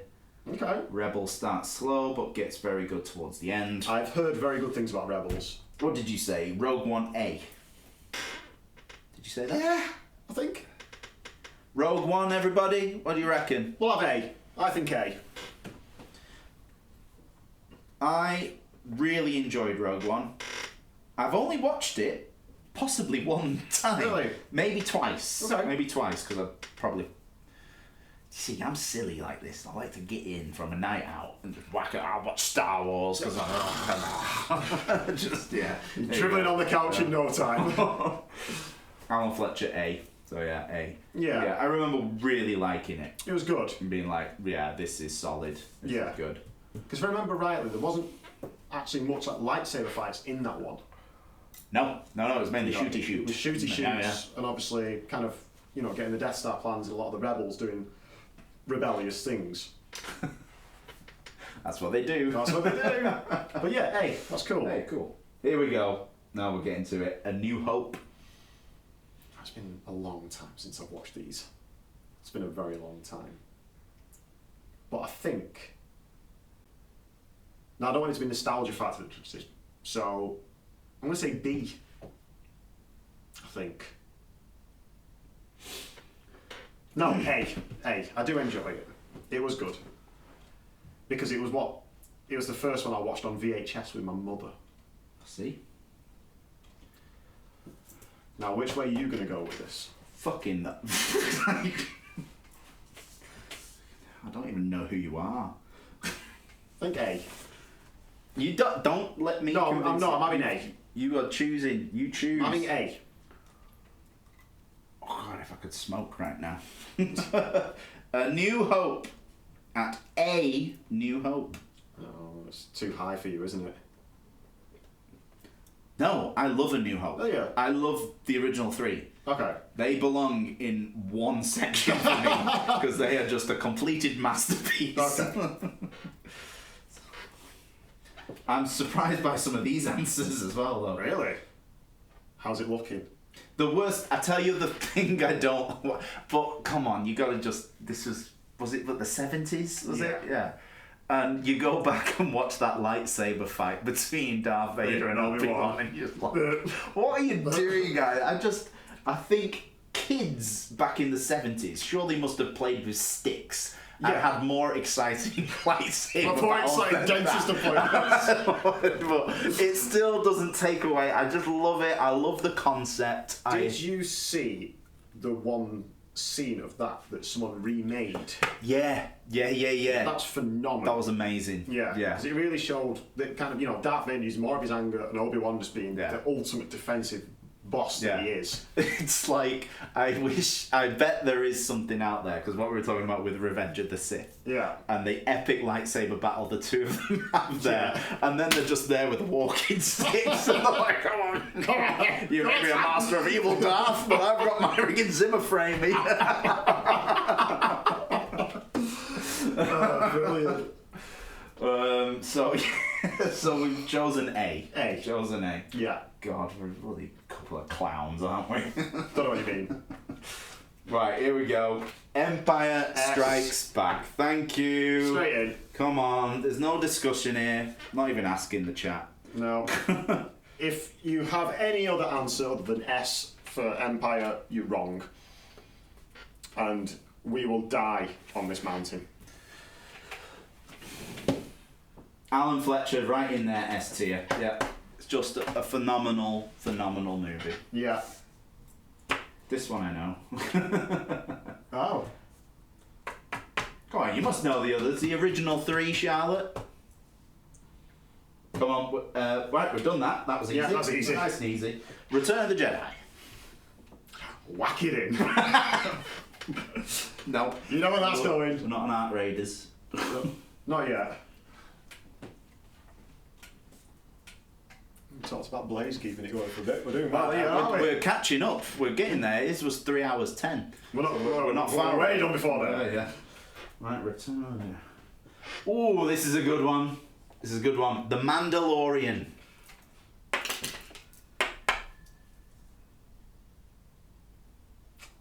I really enjoyed it. I loved it. Absolutely loved it. I loved it. Because I did play a lot of the Knights of the Old Republic games that did have the Mandalorians in it. Mm. And you learn a lot of the lore about it with that. Whack it up there. S. It's going up. It's great, isn't it? Yeah. That was that the first thing that Disney came out with when they got the One of them, franchise? I think, yeah. I mean, excusing the movies. Yeah, I think so, yeah. Because we all kind of saw it coming along going, oh, here we go. This is going to be great, isn't it? Yeah, it was. It was fantastic. It was like, yeah, I was skeptical, but then as soon as that music hit, I was like, oh. Yeah. Oh. Is that still on your YouTube channel? Oh yeah, it's still on my YouTube channel. If you haven't seen Luke's heavy metal cover of The Mandalorian, I suggest you go and watch it. Heavy metal cover, Mandalorian, it is on there. You should find it fairly soon on my bass guitar videos. Here's a new idea for you. Yep. Mandalorian mandolin. Yeah, yeah. The Mandalorian.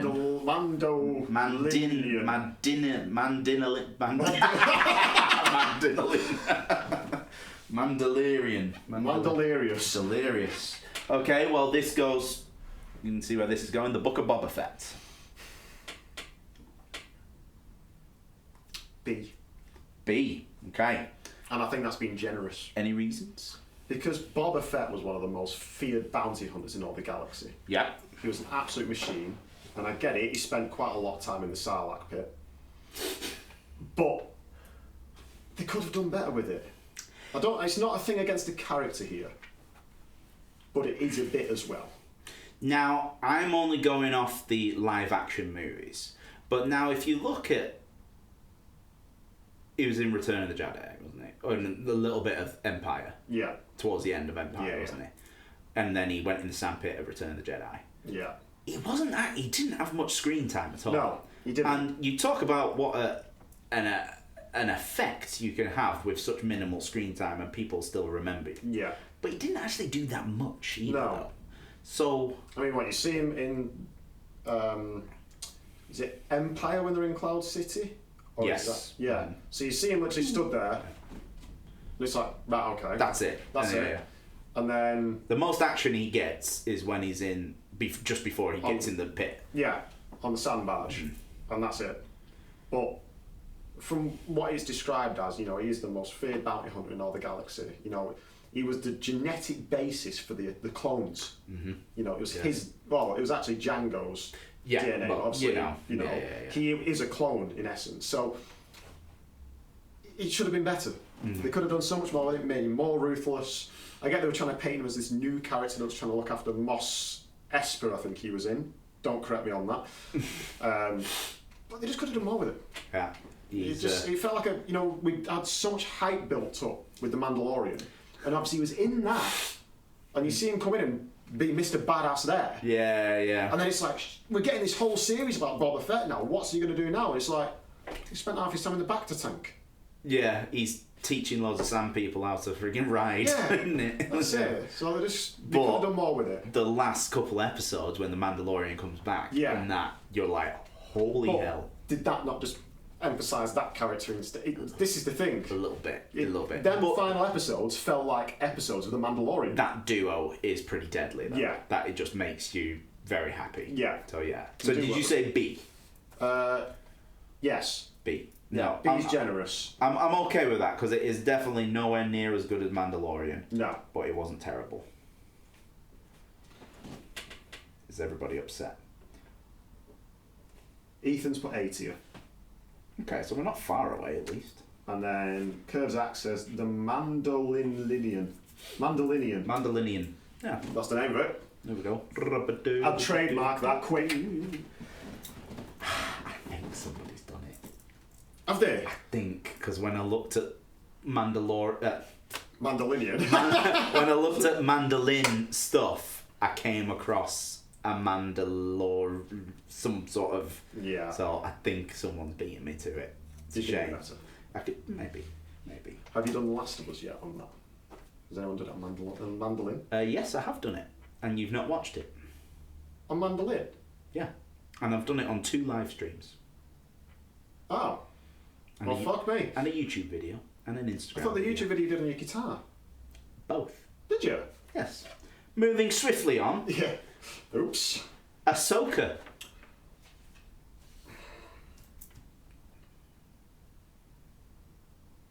A. I enjoyed it. It was good.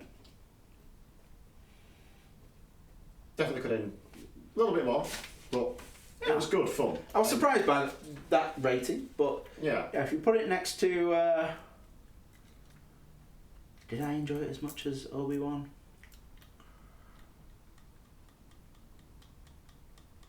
Yeah, I mean, I probably would have put B, but I think A's fine. Ethan again, God tier. God tier, God. His sheet of paper isn't that big, Ethan. He's not got that much room. Skeleton Crew, we've not watched it. Not watched. Star Wars Resistance. No. No. Oh no. Last 3. We know what it is. It's the last 3. Oh God. Here we go. There's a couple of spaces down here. Yeah. So it's I know my decisions. The Force Awakens, isn't it? The Force Awakens is first. The first Disney movie. E. Wow. Wowee. Look at Ethan. Oh, sod off. Ethan, I'm sorry, mate, but you're just wrong.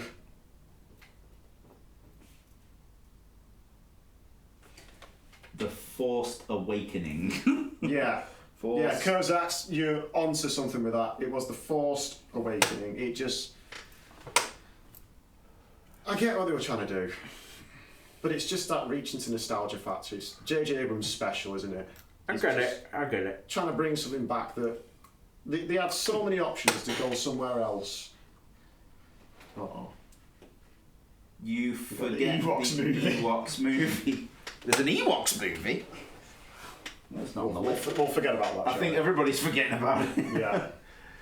Good vibe movie. Ethan likes it. Don't want a good vibe movie. If it's Star Wars, I want it to be Star Wars. I don't want it to just be reminding me of what Star Wars used to be. Okay. Do you want my opinion? Yeah. I don't hate it. I prefer it over to Attack of the Clones. Really? Mm-hmm. Good night, everyone. Attack of the Clones is in D. You put Force Awakens at E. I would have at least put it in D, but I think I would have given it a C. No. You're wrong. I didn't mind it. I completely get it, but I didn't mind it. Yeah. I enjoyed it. It was fun.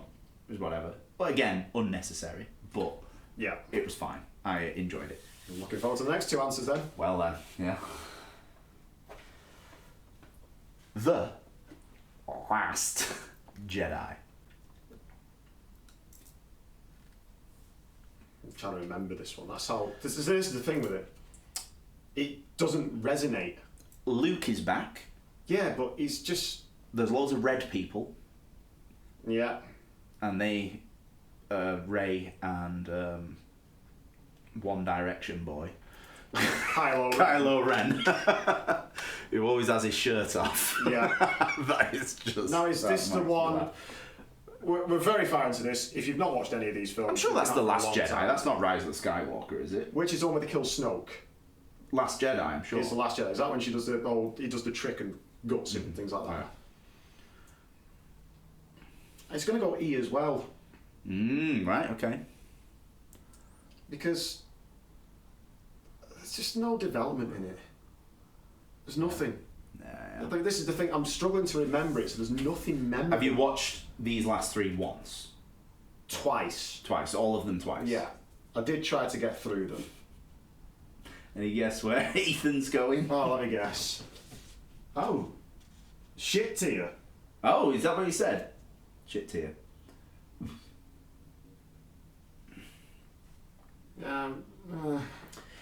It's...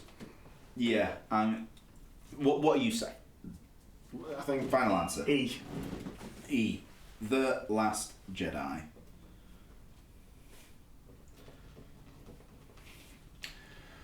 I kind of agree with you. It's my least favourite of the last three. Okay. I went to the cinema to see it, and then I watched it again.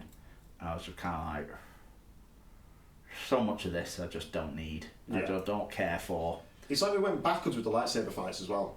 Yeah, it's like fucking hell. That's another thing with I think it's The Force Awakens. Anybody, like this, Kylo Ren was trained by Luke Skywalker. Yeah. The one that is the guy. The dude. Darth Vader. And, you know, I know Darth Vader intervened, but basically took down the Emperor. Yeah. And simple as that. All of a sudden, Rey, who's barely had any lightsaber experience at all, can match him. And then all of a sudden, Finn fancies a good job at it. Yeah. And can match Kylo Yeah, in that as forest, well. and he's having a good go as well. Why is Kylo Ren just ripping them? Yeah. It doesn't make any sense. That doesn't make sense. That annoyed me. I was Yeah. just kind of like, what's going on here? I mean, because, like, to give you an example of like how good Luke was, in The Mandalorian, when it's that final scene when Luke turns up, and they go, there's a craft coming in. It's like, oh, it's an X-Wing. It's like, oh, great, a lone X-Wing. Mm-hmm. You see Moff Gideon's face. Oh, yeah. Just go, oh, it's one X-Wing with one guy in it.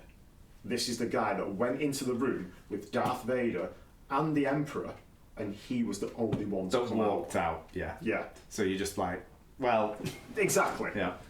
That is not going to do much here, lads. no. It's just like, oh, just call it night. That's another thing. The Last Jedi did Luke dirty. Yeah. Because he was just throwing his lightsaber off the bloody drinking blue island. Drinking blue milk. He's given up on his island drinking blue milk. Giving up his island. I've drank blue milk. Yeah. I went to Star Wars Island. Oh, yeah. In When Disney. you're in the States. Yeah. Yeah. Oh, hey, tasty stuff. See, I imagine it probably is. It's Very probably nice. lovely. Probably lovely. I mean, we've all learned that flavoured milk is lovely. If someone handed me a lightsaber, I'd still hang on to it though. Yeah, exactly. I've got two hands, milk it. Okay, come on. Can still manage with a lightsaber. You have to use the ladle with blue left-handed. There you go, come on, have some blue milk. Go on, mate. Best 2 out of 3. Oh dear. Oh god. Right then, we've got the last one. Milk flinging, lightsaber chugging. The Rise of the Skywalker.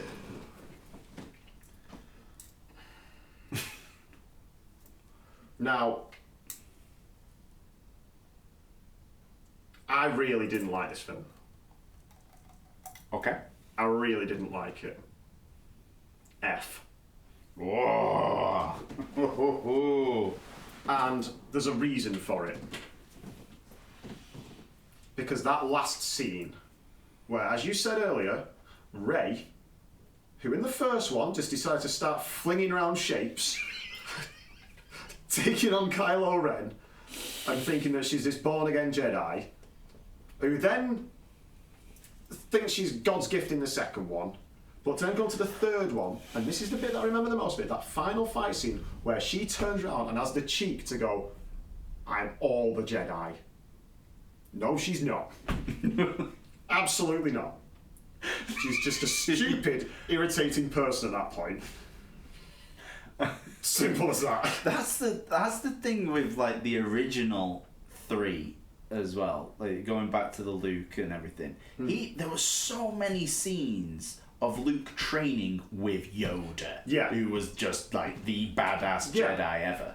So it's like when he does all that and he quits his training a little bit early, gets a bit frigging mashed up, realises he's got some frigging family issues and everything, some daddy issues going on. Goes back to Dagobah. But still, he's working. It just doesn't all of a sudden. Right, first movie. Come on, Kylo. Come on, mate. Get back in your boy band. That's it. Come on. So that's something they did. Like, there's no character development in any of these people. No, it's Kylo just Ren, like you said, trained by Luke, then fell to the dark side. Took his shirt off, whacked it back on a bit, took his helmet off. I hated it when they took his helmet off. I wanted him to keep that on for ages, and then this big reveal or something. Yeah. So again, but this plays to the nostalgia factor.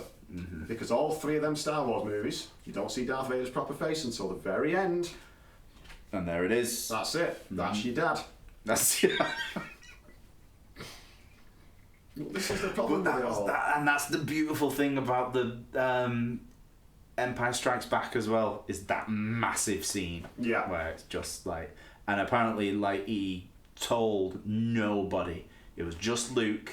It was just the actor that was it. James Earl Jones that was actually playing the person. He was just the voice. Was it? Right. Yeah. It was the other guy that was really tall. Yeah. Right. I can never remember his name, and And just it's like he told nobody. He knew. Them 2 knew. None of the other cast knew. That was just like beautiful, wasn't it? Just But again, like withholding that identity, like the Mandalorian, until he. Spoiler alert. When he has to go into that Imperial facility, and they say you have to take the helmet off. And all through that season, and all through is it season 2 he does that? Season 3, I can't remember which one it is. Isn't it right at the end of season 1 that he does Maybe. it? Possibly. I mean, it's been out a while now when you think about it. 3 seasons as well. Yeah. So, and we've got a film on the way. Have we? Yeah, Mandalorian and Grogu. Come on. Yeah, it's out soon, I think.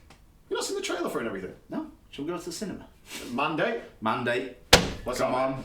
He goes into that Imperial facility. And it's all throughout this. It's like, this is the way. This is the way. This is the way. This is the way. Have you ever taken your helmet off? No. Nope. This is the way. And then he has to do it for this one bit. But then he does own up to it as well. When he goes back to the chief Mandalorian lady, I can never remember her name, and she said, have you ever revealed your face? And he goes, yes. Then he has to go and obviously bathe in the waters of Mandalore. Take a bath. That's it. Take a bath, get then he molested by some big thing. Yeah. Then he had to go fight a load of mushroom zombies. Yeah. So... Did you get it? Did you get it? Oh,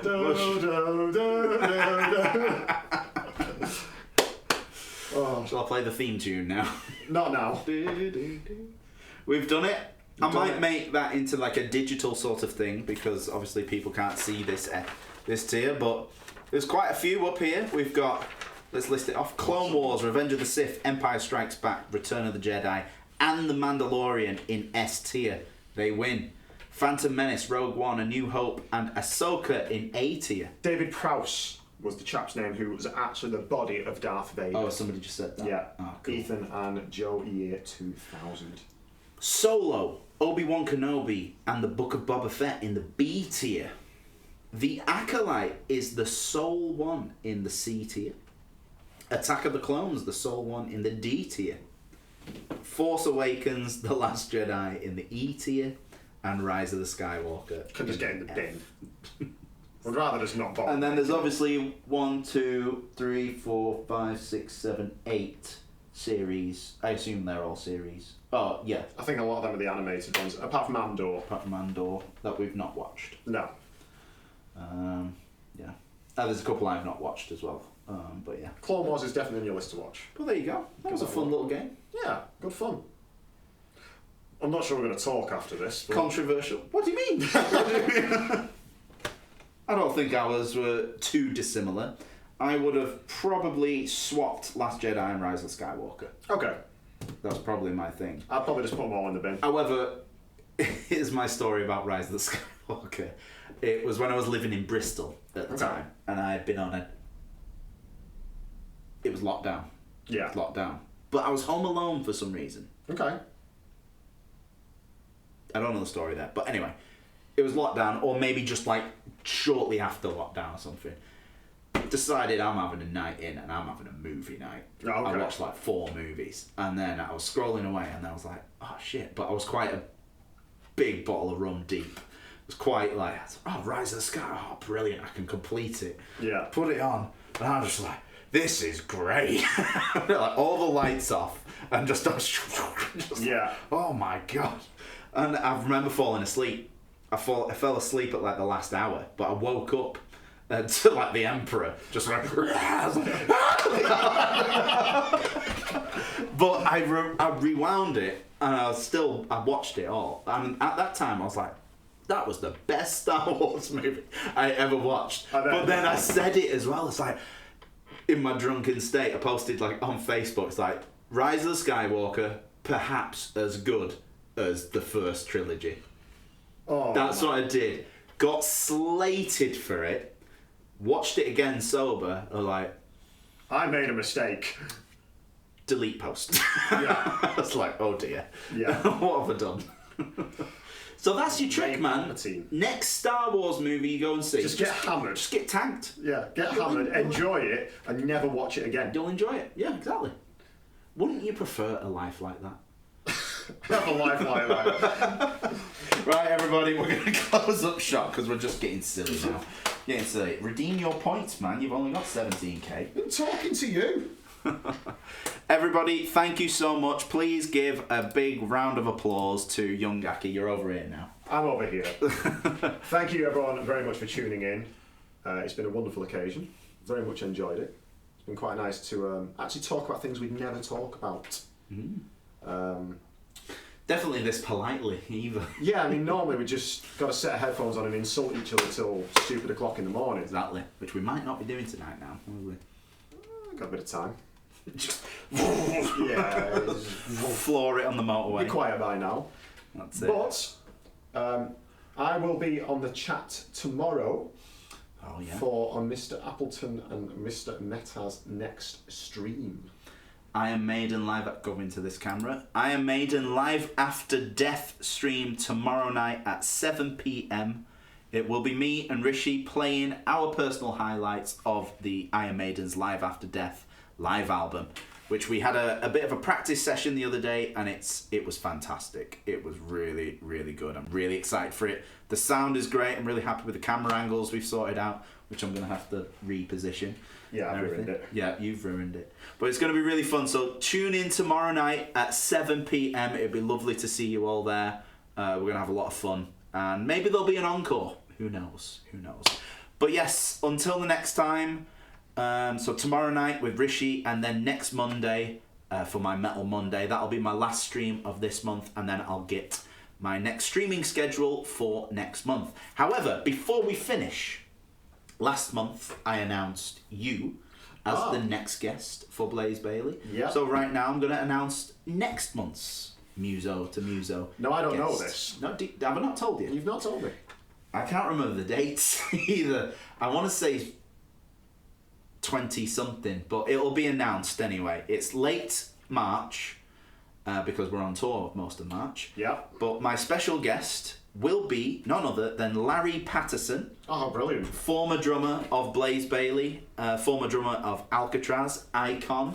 He's also drummed with Girls' School. He is going to be doing a live Zoom call with me, and we're going to be talking all things music, our experiences together with the Blaze Bayley band recently and everything. So yes, Larry Patterson will be my next guest on the Muso to Muso interview stream in about a month's time. That will be a very good watch. I've spent a lot of time in the van with Larry. We've had a lot of conversations with him. he's a wonderful guy, and like I say, he's a very, very interesting chap. Yeah. I'm basically, for the next month, I'm just going to read and just try and get more intelligent. Because it's like, having a conversation with him, I'm like, God, you know so much, man. What are these fancy words you're using? Words. It's like, is this really English? Like, yeah. Yes, it is. It's in the dictionary. Yeah. Thesaurus as well. That's it. Oh, both of them. That's it, yeah. He glued them together. Yeah. He's reading them at the same time. That's a clever bastard. Yeah. Anyway, that's going to be next month as well. But yeah, I'll be announcing my full Twitch stream for next month for sure. But yeah, thank you everybody. We've had a lot of final thing. God, so many things you got to do on this. But yeah, a big thank you to Alan Fletcher, who's gifted a bunch of subscriptions today, as always, because he's an absolute legend. Big shout out to our...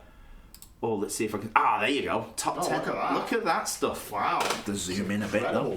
Jean Chevalier, thank you. You have sent over 3,000 bits this week. Alan Fletcher, over 2,400 bits. Mars, I don't think you've been in the chat today, but I'll give you a shout out anyway. 1,000 bits. Joe Year, 2,900. Eric, 600. Evil Henrik, 600. Lily, 300. Sean Mals, our winner, our prize winner. If you're still in the chat, make sure you send me a message after this.